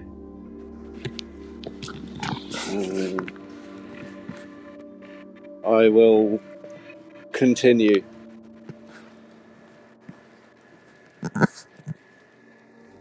You continue along the passageway to the east. After some 30 meters, it turns to the south. Following it round the bend, you eventually come to a stop at a large armoured door. To try the door, turn to 6. If you would prefer to return along the passage and go through the narrow opening, turn to 89. Let's give the door a go. Jolly good. It's only an armoured door, after all. The large, solid door has no handle. You charge it, but to no avail. The door is not going to budge. You decide to give up and go through the opening you passed in the east-west passageway some way back. Why does it do that? I don't know. That's fucking stupid. You climb through the opening and find yourself at the top of a narrow staircase leading downwards. Cautiously, you descend the stairs. The narrow staircase is cut into the rock and there are about 20 steps leading down. At the bottom of the steps, a passageway leads you into a large open chamber. This chamber stinks of putrefying fish. The smell is so bad that you are tempted to turn back. 3 bodies lie in the chamber. You may either search the bodies or tiptoe quietly through the room. What will you do? Search the first body, the second body, the third body, or tiptoe through the room? I think I'm going to tiptoe through the room. I've got a feeling this could be related to that creature that took away the dead crocodile that I killed with ease. So I think it's best that I don't hang about. I've already got my fill of gold off the last body that I desecrated. So. Then let's do it. Let's tiptoe through the tulips. You tiptoe through the room, up a narrow staircase, and ending up at the top of the stairs in a passage. That was easy, you think, and you begin to have second thoughts about whether it would have been worthwhile to search the bodies. If you want to return and search the bodies... No. You don't want to? You just want to press on? No, that would be dumb of me to think, oh, that was too easy. You know, that's not going to fall for that. Well, perhaps it's trying to tell you that there's something that you probably need. Go on then, It's your journey. Don't let me influence you. I'll go back and I'll search the second body. I'll pull his trousers down. You've got to start with the third. I have to start with the third? Yeah. Okay, we'll start with the third. He can leave his t-shirt on, but it's going to be a very thorough search. The only other way that you can start with the second body is by backtracking and selecting the second body. No, we'll go for the third one this time. Okie dokie. 148. I'll save the backtrack. As you search the body, you try to avoid looking at the terrible face, grey and decomposing. Yeah, Maggots crawl from its nose and mouth. You jump back, Go on. I said that definitely put me off. Would it? Wouldn't it anyone, really? Ugh, yeah. Just flip him over.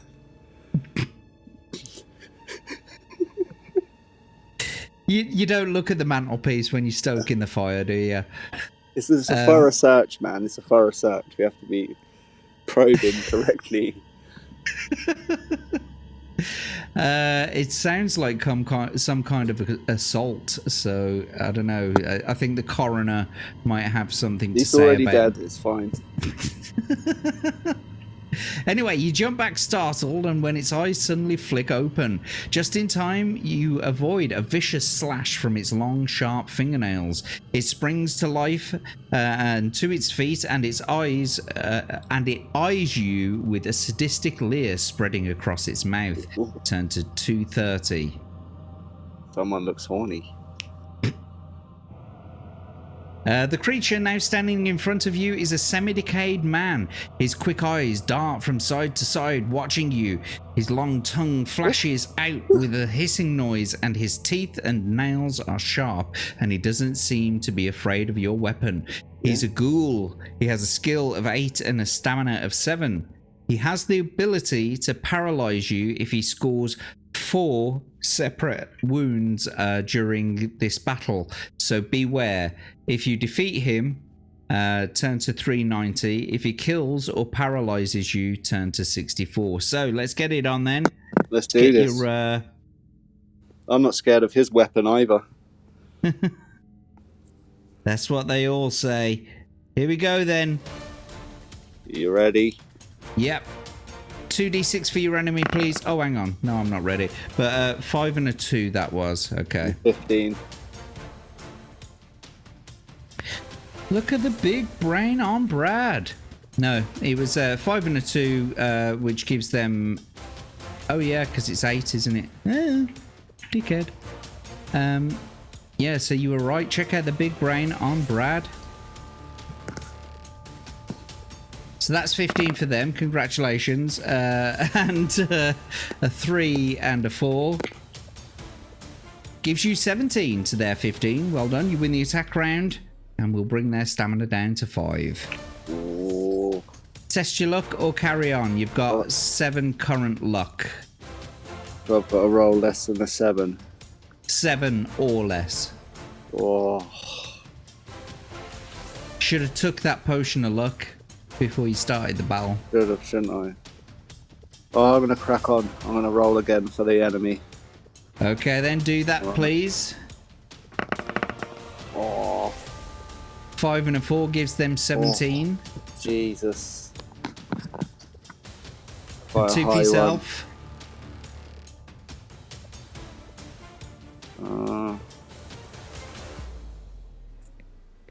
Hold on. It's okay. Don't worry. Take your time. Make sure you get it right. Oh my jeez, what the hell?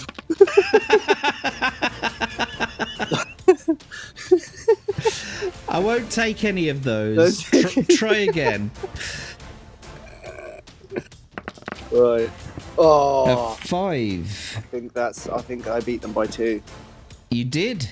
Well, Yeah, 1, it looks like. Yeah. 5 and a 3 gives you 18. You win the attack round, and their stamina is now 3. Oh. Test your luck or carry on. Ooh, I'd have to do 7, wouldn't I? Again. Go on then. I'll test my luck.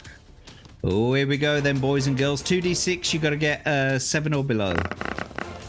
And you did it. We did it. So he's now got a stamina of 1, and you have a current luck of 6. 2d6 for the enemy, please. Do this. A Oh. 1 and a 4 gives them 13. 13. And Let's then do this. I can 2 do for this. yourself. That's it. Oh, yeah. Get the fuck out of here. Get the fuck out of here.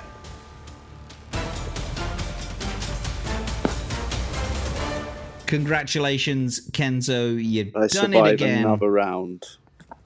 You've took no damage yet again. This is incredible. Some of the best battling I've seen in this week. No, it's genuinely some of the best battling I've seen throughout the entire series, because you've managed to get through a whole bunch of battles and you've not used any of your provisions, you've not used any potion of stamina, you've lost 1 stamina point throughout the entire game so far, and that was just through the plot. So well done. Doing really well.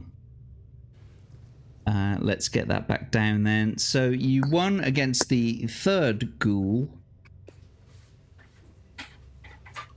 Turn to 390. The ghoul twitches and dies at your feet. You search its body and you find little of interest. A couple of earrings worth 1 gold piece between them are in one of its pockets. You may take these. If you haven't already searched the body first, you do so and you find 5 gold pieces, which you may also take. So that's like 6 extra gold pieces now.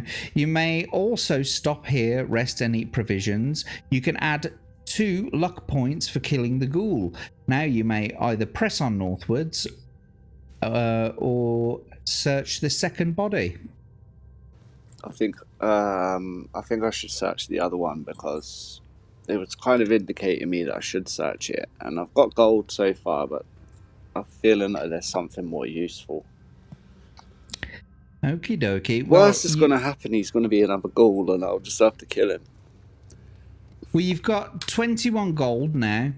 I've added those 2 luck to your current luck score, so you're back up to current luck of 8. You're almost maxed out. So yeah, you're doing pretty well, I'd say, for now. So we'll search the second body. And you search the pockets of the other body and find another 8 gold pieces and a bottle of liquid and an old piece of parchment. You may take these items, and to read at the parchment, you turn to 212. To test the liquid, you turn to 369. I think I should test the liquid. Yeah, who doesn't want to find random bottles of liquid on a dead body and not instantly fucking, test it? Right, we're going to do the taste test before the sniff test, right? Because I feel like if I do the sniff test first and it's bad, I'm not going to want to taste it. What would you guys do in the chat? Let's find out what you guys would do in the chat. Would you do the taste test of the liquid first, or would you read the parchment first? Is Paul here? Is that what you're saying, Paul? But Abe's gonna get you. Paul is still here. Oh, we got Mud Crab in the chat. Good to see you, Mud Crab. How you doing, buddy? Mud. Good day, mate. Isn't it like 12 o'clock in the afternoon for them? I think it's the future for them. Yeah. They're like living in the world of tomorrow. Yeah, they had all that time to warn us about 9/11, and they never mentioned a fucking thing. Who fucking cares? But nevertheless, trick someone into drinking. It says Devastator. It's not Iron Brew. Put it back. No, he's not dead. What? Sorry, what did you say, Kenzo? It could be a new recipe of Iron Brew. We need to test this liquid. I'm more interested in liquid than parchment. But why is it white? Iron Brew is orange, isn't it? It must be useful. No one just carries around a bottle of liquid, Right then, so you want to try the liquid first. 3, 6, and 9. Here we go. Let's carry out the relevant tests. The liquid is smooth and watery, and as you drink it, you begin to glow. You feel euphoric and a little drunk at the same time. Your confidence grows and your wariness disappears. The bottle contains holy water, blessed by the overpriest of Kainleshmar. It has restored your stamina almost to full strength.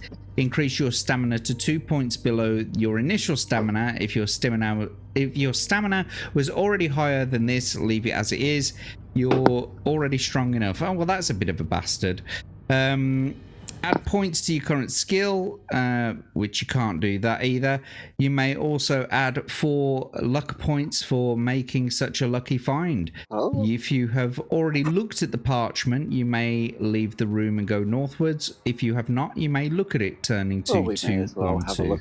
We may as well look at the parchment.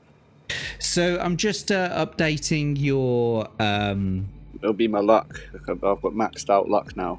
Yeah, but do you know what, mate? I'm feeling so fucking generous that I'm actually going to bring all of your stats back to their, their initial values anyway. So it was holy water, believe in Christ.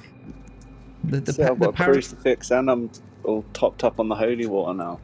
Deus Vault. So you're completely maxed out again.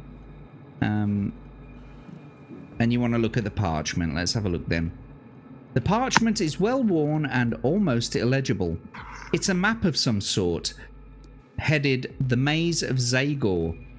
You can make a little sense of it, although a room to the north is marked ... GER, and another is to the east and is marked SM ... P ... LE. You fold up the map and you put it in your pocket. If you've not yet tested liquid, yeah, you have, so we'll go to 120.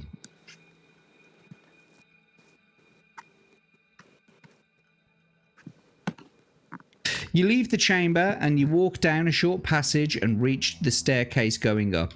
You climb the stairs and arrive at the top of the passageway. At the top of the stairs, the passageway turns sharply to the east.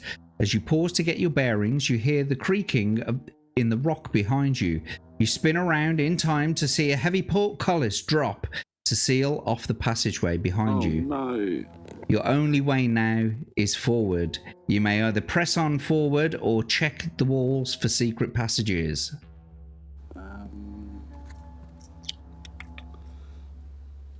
I think I've pressed on forward. I feel like this guy, he's aware of me now. And he just wants me to come for him. Okie dokie. Yeah. This warlock's getting on my nerves. I only come here for the treasure, you know, but I feel like I'm going to have a confrontation now. Yeah, well, that's usually the way these books work. You've got to face off against some kind of boss towards the end. But that may not very well be the end of the journey. Mm-hmm. So here we go then. You are in a east-west corridor. If you go east, you'll turn a corner northwards. To go that way, turn to 391. Or to go west, turn to 60. We'll go east with the northern corridor, the first one. Jolly good. Here we go. You are now at the south end of a north-south corridor. Looking northwards, you can see a passage coming off from the east wall. Do you want to go up this passage, check for secret passages as you walk northwards, or go south following a bend to the west? I'm going to go north and check for some secret passages. I say. Sorry, I just need to check where you are. 391. Just in case you want to use your backtrack. Okay, going northwards, checking for passages. As you try the walls up the passageway, a secret door opens up along the west wall. Turn to 177. You are now standing in a north to south passage. To the north, you can see a passage off to the east. To investigate, turn to 52. To the south, the passage turns westwards. You may go to the southern end of the passage by turning to 391. In the west wall in front of you is a secret door. To go through this, turn to 175. I think I'm going to have to go through the secret door. Isn't that the secret door that you've just come out of, though? Oh, is it? I don't know.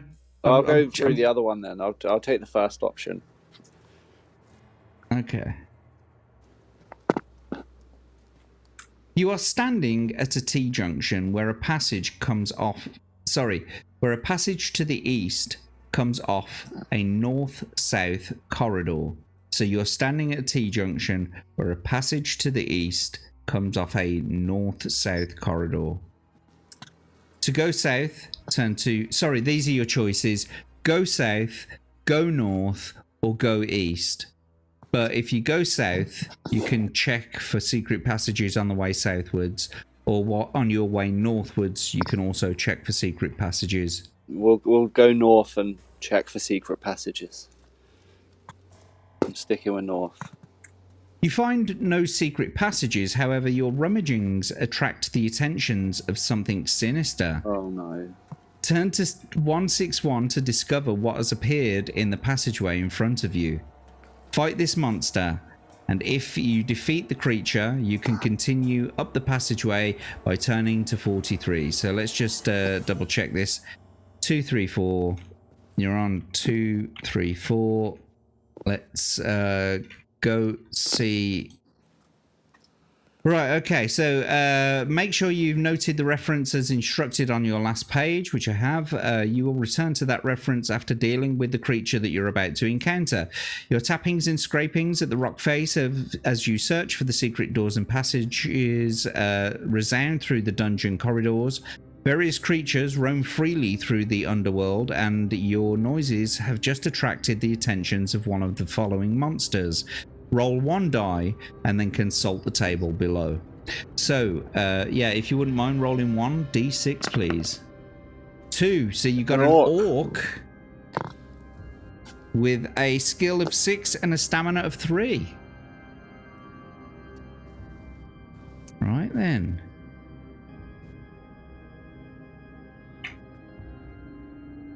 Without further ado then, let's get it on. Let's do this. Okay then, if you wouldn't mind starting it off with the first attack round, 2d6 for the enemy, and that's 12 for them. For me... And then, oh, that'll do nicely. That'll do nicely, son.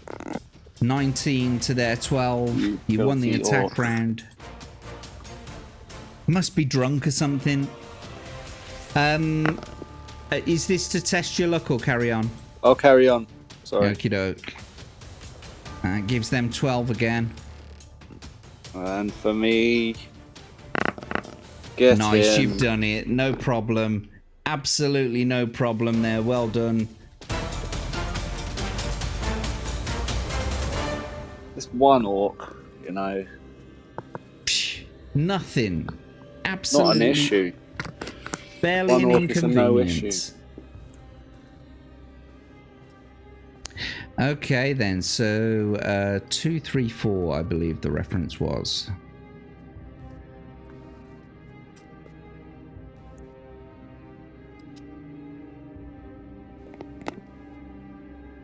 Okay.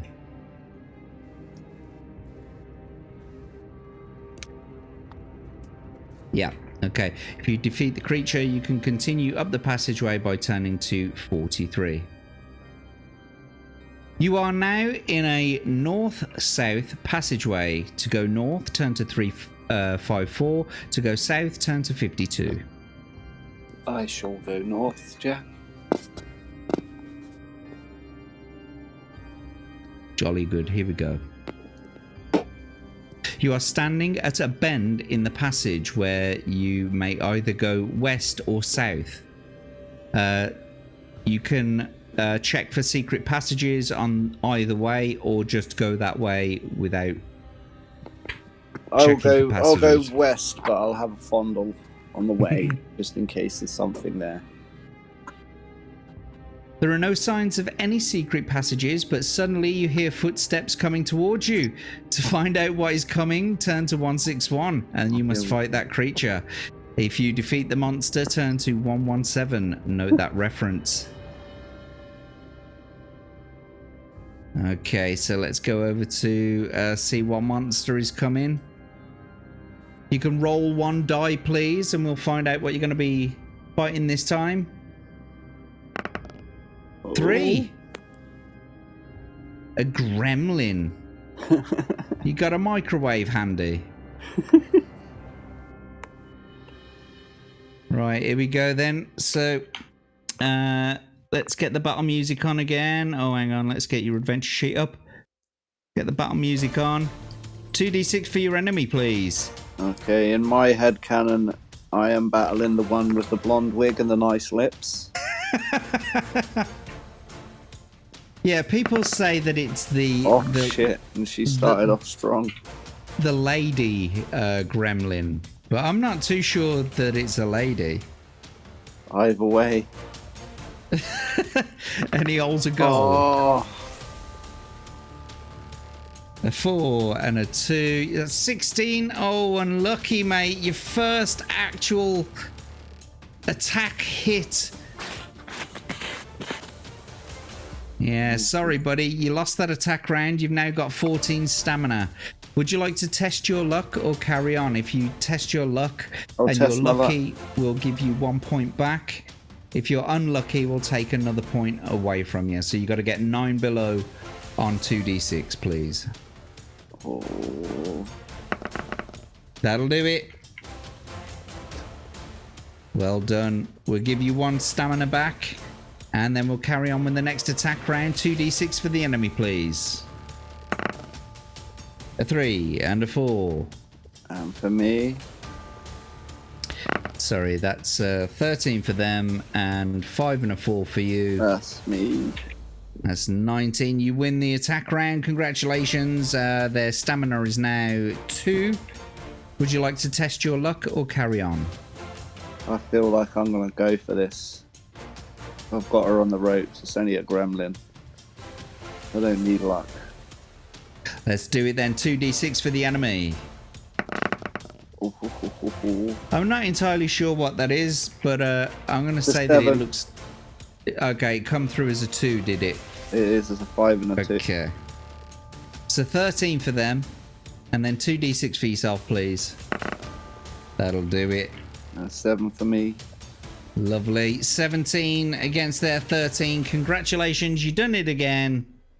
No problem. Slight bit of damage, you know. Yeah, just merely a scratch. Come A away flesh with just wound. merely an STD. Gross. Right then, 117, I believe the reference was, and thank you to Mudcrab for keeping that reference there for us as well.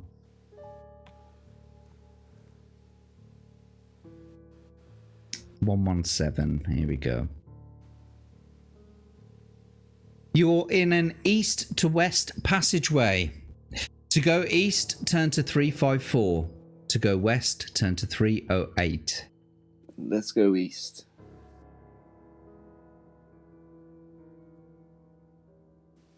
You are standing at a bend in a passageway where you may either go west or south.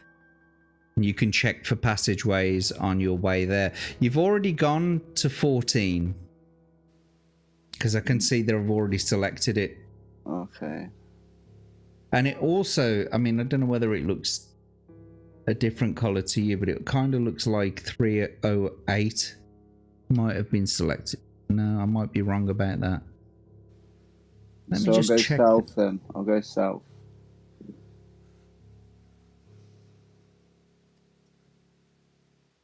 You've been to 234 before.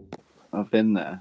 Because I can see it in your I'll go the other way then. Is it east? I believe it is. Do you want to go east searching for passages? Sorry, no, it's south. Do you want to go south searching for passages, or do you just want to go south? I shall go south. No, hang on. What am I talking about? Yeah, 52. Okay. I haven't been there. You're now... Excuse me. You're now standing at a T-junction where a passage to the east comes off to a north to south corridor. You can go south, north, or east. You can also search for passageways on the way southwards or northwards. Let's go north again and search for some passages. That's 234 again, and you've Again. already been there. We'll go the other way then. So you can go It'll be south, south. checking for passages. Yes. Okie dokie. As you try the walls of the passageway, a secret door opens up along the west wall. 177. Let's just double check. Yeah, you've been here before. So you're currently in the maze of Zagor. Oh no. And so this is where Paul got lost on his first attempt. Oh dear. So you're standing in a north-south passage. To the north, you can see the passage off to the east. To investigate that, you can go to 52. To the south, the passage turns westwards, and you may go to the southern end of the passage by turning to 391. In the west wall, in front of you, is a secret door. To go there, to 175. Now let's have a look at these numbers. 52, 391, and 175. You've been to 391 before. Yeah, it sounds familiar. I've not got 51 in the immediate list. Is that the secret door? The secret door is 175, and that may be where you've just come from, Yeah, but I'm not entirely sure about that. Let's try the low number. 52. Yeah. Here we go. Oh, okay. So remember this now. 52 is this. It seems to be this specific T-junction.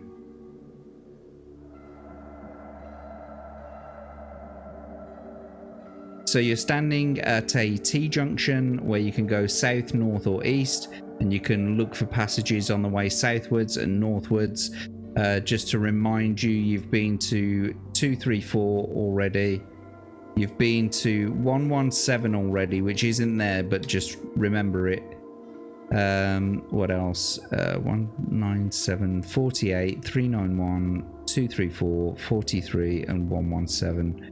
So yeah, you've been down 234 for definite. And it also looks like you've been down 362 as well. Okay. What's the one I haven't been down? It looks like you haven't been down. Hang on, which way did you come from? I come from 117? Yeah.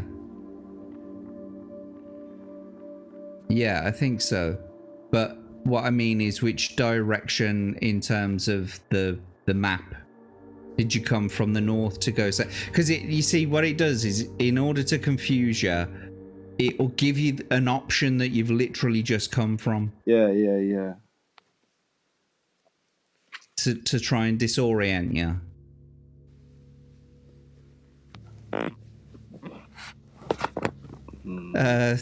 Mudcrab saying south is good, you only get northern monkeys in the north. Okay, I think I will go. So have I been east to 291?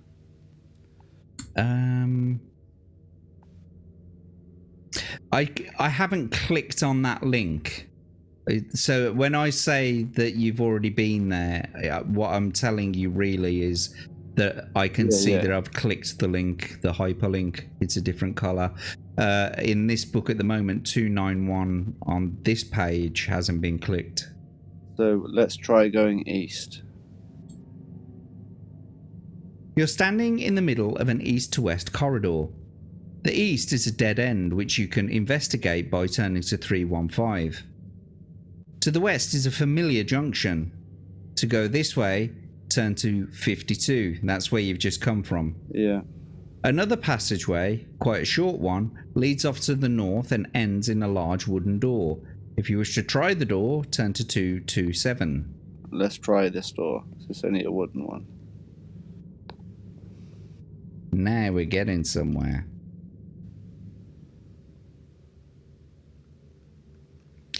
Okay, so we got a bunch of people sitting around the table here, smoking, having a good old laugh. The door opens and you find yourself in a small smoke-filled room. Sitting in the room around a wooden table are 4 tiny men, each about 1 meter tall, but all are apparently fully mature, with weathered skin and long bushy beards. They're cursing and laughing and joking as they play a card game. Each one is leaning back in their tiny chair, puffing on a long clay pipe. On the table are a number of copper coins and 4 mugs of ale. As you walk in, their merriment stops. They're on guard, but they don't appear to be too dangerous. One stands up and makes some comment about your lack of manners, not knocking before you came in. The others nod in agreement. So what will you do? Will you chat to them and try to befriend them, apologize and bow and leave the room, offer to join in their card game, or draw your sword and go for the leader? If you've already been to this room and you find it empty, and you turn to 291. However, none of that has happened, so chat to them, apologize, offer to join them, or draw your sword. I'll draw my sword and go for the leader. Brilliant. 227. Let me just log this before we go there. So you're going to draw your sword and go for the leader. Your skirmish commences. You have a sword and they have their axes. They come at you one at a time, so you've got to battle all 4 of these now. Okay. If you win, turn to 376. If the battle's going badly, you can escape through the door, but don't forget the escaping penalty. So what that means is, if you want to escape this room before you die, you can escape by going for the door and turning to 291. But a penalty for that is deducting 2 stamina points. So don't leave it until you're on 2 stamina points before you try to escape, because escaping will cause your death. Okay. All right. So the first enemy has a skill of 7 and a stamina of 4, I believe. Yes. They're all like 11 or 12. Let's get this up then. And let's start that music. Oh, hang on. Before I do you want to take your potion? Nah, you don't need to. Do you want to take any provisions or anything? I'm pretty much maxed out, I think. Let's get to it then. Is my stamina maxed? Yeah, I think so, yeah. Yeah, you're on 15 for your stamina and 8 for your luck. Let's do that. Let's do it then. 2d6 for your enemy, please. Oh dear. Oh dear. That's a pretty high score. One of the highest scores rolled for the enemy in this game. So a 6 and a 5. So that'll be 22. Right. What's that? How much was that? So how much is that then? That's 18 for them. Oh gosh. So you got to get higher than 18. Oh yes. Well, that'll do it. 21 to their 18. Didn't even need to input the numbers. They were already there. Their stamina is now 2. Do you want to test your luck or carry on? Let's carry on. 2d6 for your enemy then, please. Come on then. There we go. 2 and a 4. That gives them 13. And a 5 and a 3. That should be me. Gives them 18. Congratulations, you've defeated that first enemy. And the next one up has a skill of 6 and a stamina of 6. 6 and 6. There you go. So 2d6 for the enemy, please. Oh. 5 and a 4 gives them 15. Oh dear. 2 for yourself, please. Yeah. 3 and a 5 gives you 18 again. Congratulations, you win the attack round. Brought their stamina down to 4. Test your luck or carry on? I'll carry on. 2d6, please. Come on. 7. That's a 4 and a 3 again. 13 for them. Oh. And 2 for yourself. 2 and a 4 gives you 16. Yes. To their 13. Congratulations, you win the attack round again. You brought their stamina down to 2. Just a dwarf. Do you want to carry on or test your luck? I'll carry on if he's down to 2. I could end him on this one. You can. That leads to 2d6 for them then. 4 and a 1. That's 11. 11. Oh, And a beat him. 3 and a 4 gives you 17. That's right. You've defeated that enemy. Well done, mate. And on to your third one now. The third dwarf has a skill of 7 and a stamina of 5. Oh. Let's see. Right then, 2d6 for your enemy, please. 1 and 5. 13. 13 indeed. And 2 for yourself. Oh. There you go. 17 to their 13. Congratulations. Yet again, another round done. And they're now down to 3 stamina. Test your luck or carry on? I'm going to carry on if he's down to 3. 2d6 for the enemy then, please. Let's get it. Oh. Oh dear, that's a high one. I think it's easily beatable though. 18. And then 2 for yourself. Oh man, this. Oh, 17. Oh, unfucking lucky. We'll bring your stamina down to 13. Would you like to test your luck or carry on? Will I get the point back if I test my luck? If you're lucky. Oh, I'll go for it. Okay, 8 or below on 2d6. On 2d6. Oh, You did it. You did it. Nice work. We'll give you one back. There you go. You're back up to 14. And he's still on 3. That's right. So 2d6 for the enemy, please, for the next attack round. 7. There you go. 14. That's right. 14 for them. And then 2 for yourself for 5 and a 2. For me. Nice work. That's 4 17s you've just got in a row. Congratulations. You've won the attack round there, now down to 1 stamina. Do you want to carry on? Yeah, let's get it. Do it then. 2d6 for the enemy. Oh. A 3 and a 3 gives them 13. A 3 and a 4 gives you 17. That's 5 17s in a row there. And congratulations, you've beat the 3rd dwarf. So it's on to the final one. It's the same as the last one. 7 skill, 5 stamina. 2d6 for your enemy, please. 11. A 1 and a 4 gives you 12. Oh, 12. And 2 for yourself. Yes, 2 and a 6 gives you 18. Congratulations, you win the attack round. We brought their stamina down to 3. Okay. I'm gonna carrying go on. For I'm gonna. Yeah, I'll carry on. 2d6 then, please.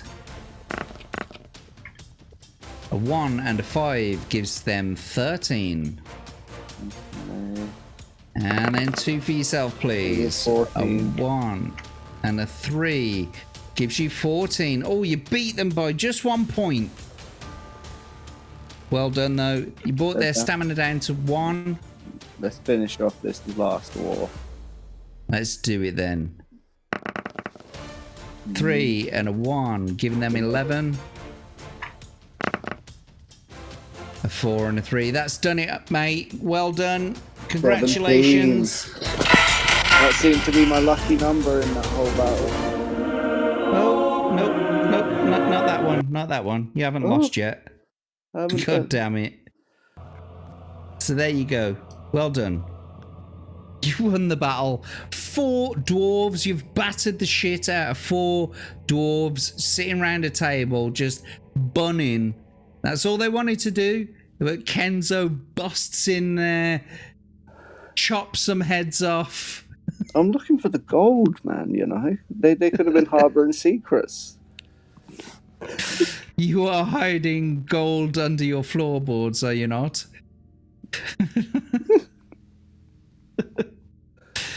Little people indeed.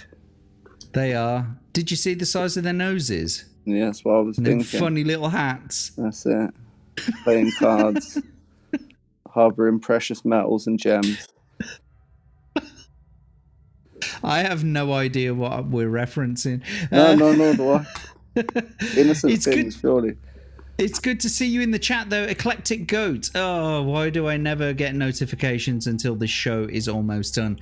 It is a bit of a shame that happens. And I've noticed that when I put my tweets out as well, they don't seem to turn around until like 24 hours later. I often get people liking the tweet for tonight's stream tomorrow. But nevertheless, welcome, Eclectic Goat. Good to see you. You won anyway, so 376. You may collect all the copper pieces on the table. They are worth a total of 4 gold pieces. Then you can leave through the door, turning to 291. You may pause to eat provisions, and you may add 3 luck points, which is nice. I reckon they were probably worth like more before the coins, but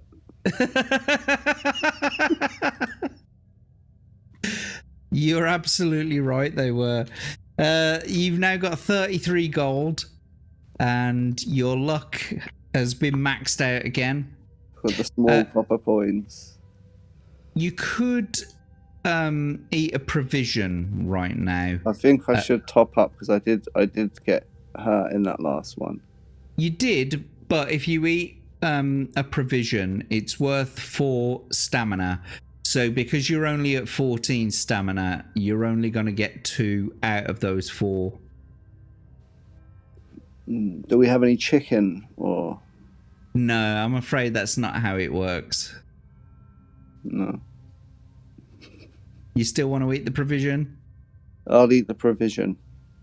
Okay, you got 9 provisions left. However, you are completely maxed out on all your stats again. Well done. Nice. Very good.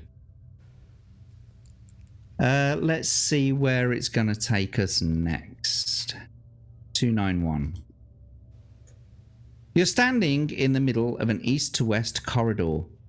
To the east is a dead end, which you can investigate by turning to 315. To the west is a familiar junction. To go that way, turn to 52.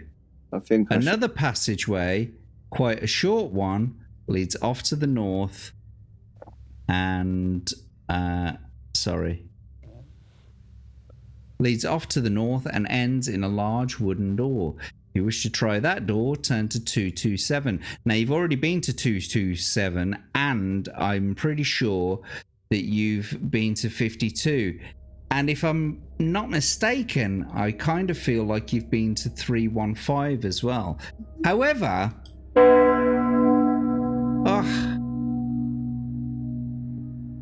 I'm afraid this is where we're going to have to pause your adventure. Time stops, I'm afraid, until the next time we can bring you on. Okay.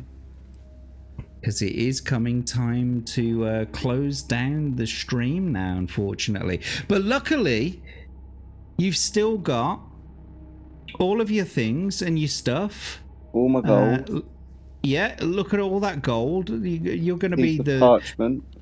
You're going to be the envy of the local synagogue with that 33 gold. your white liquid in. Oh, that was holy water. Let's hunker down somewhere in the mountain until next time. Yeah, get your sheepskin out or whatever it is that you like to lie down on. Mm-hmm. But you're fully maxed out. You've got 10 in your adventurer's pot. And yeah, you've got all this stuff. You know, you've just... Unfortunately, you're in the same spot as what Paul Hadouken was at the end of his first episode playing through this. So, we'll have to figure out what you're going to do next time. However, let's get back over here because it's almost time to say goodbye. Kenzo, how have you enjoyed this? I think it was a lot of fun. Everyone says that. It was different, you know. Like I said, I've been on a few shows where we've done other types of games, drawing games and whatnot. But like this was a welcome change. I'm glad to hear that. Could have had a better host, maybe, you know. But the game itself was pretty good. Well, I'm glad you've enjoyed yourself, mate. Maybe a better contestant, maybe. No, I think you've done, and I'm sure the chat will agree as well. You've done absolutely brilliant. You've gotten yourself into quite a good position. You're right in the middle of Zagor's maze. You've just got to figure out which way you go. I wish I would have remembered what was written on that parchment because I don't know if I wrote it down in my notes. It was something along the lines of to the northeast had the letters ... GER. GER. And yeah, and I think GER. So that could be like DINGER. Yeah, it could be. But you see, even Crimson saying you've been brilliant so far. Yeah. Or it could be another anagram of that. Only a ginger can call another ginger a ginger. Mm. It's the law. Well, we'll discuss the anagrams next time. Tell Paul to gone because you did better than him. Yeah, exactly. You are doing pretty well. He was going like, I'm not kidding you. We were here for like an hour and he was just going round in a circle again and again and again. It was kind of getting just a little bit monotonous and frustrating. So, but now, of course, you're already in the game. The Warlock of Firetop Mountain. So maybe you could, I don't know, whilst you're waiting to come back on the stream again, you could like maybe look up a map or something. I don't know. Maybe I could cheat. Yeah, well, anyway, my ... gers, I am, eager to get into it next time. Well, you will get into it next time. We're definitely going to be calling you back on the show. We're going to be saying goodbye to you shortly. But before you do, and before all of our guests leave, we always ask them to please shill their wares. So tell us where you're going to be and what you're going to be doing. Well, this week, Friday, I'll be on Commie Mark's channel for the Russian Troll Factory, which is at 10:15 UK time over on Commie Marks. And then Saturday morning, I'll be on Beelzebub with the regulars. I haven't been back for a while. I think this is the first time I've been in a few weeks. And then, as usual, the Full Aussie, which is at like 11 o'clock UK time. I don't know what time it is in the Australian future. Well, it's usually about 12 hours ahead, isn't it? Mm-hmm. That's the general rule of thumb for me. It's like whatever time it is here, Yeah, I think it's like 11, 12 ahead. or 13 hours or something like that. Yeah. But yeah. They're in the future. So we've got the Full Aussie Saturday and Commie Marks Friday and the pub Saturday. And if you want to go and unfollow or block me on Twitter, feel free. I'm Art by Kenzo. And all of his links are downstairs in the description if you want to go check him out. And you should go and check him out. Follow all those links down there. And we will be having you on again very, very soon. Kenzo, until next time, though, thank you so much for being on the show. Thank you for the invite, Jack. I had a great time, man. And thanks for the chat to everyone for helping me out on my mission. I'll see you next time. Yeah. And that's it. We'll see you on the next show, mate. Take care. Nice one, bud. Bye-bye. And I'm, of course, Jack Tarlad. You can catch me on all of my socials at Jack Tarlad. Next week, we've got Vagabond Devon coming on the show. So if you don't know who Vagabond is, go search him out. Look for, I swear it's not hentai on YouTube. He does a live stream every week called I Swear It's Not Hentai. Go check it out. And he's going to be our guest next week. Thank you very much to Crimson Shadow for the donations, and to all of you chatters out there. I really appreciate you being here. It wouldn't be a show without you guys. Even the latecomers, thank you so much for joining. It's great to have you here. Anyway, until the next time, have a great night. See you soon. Bye-bye.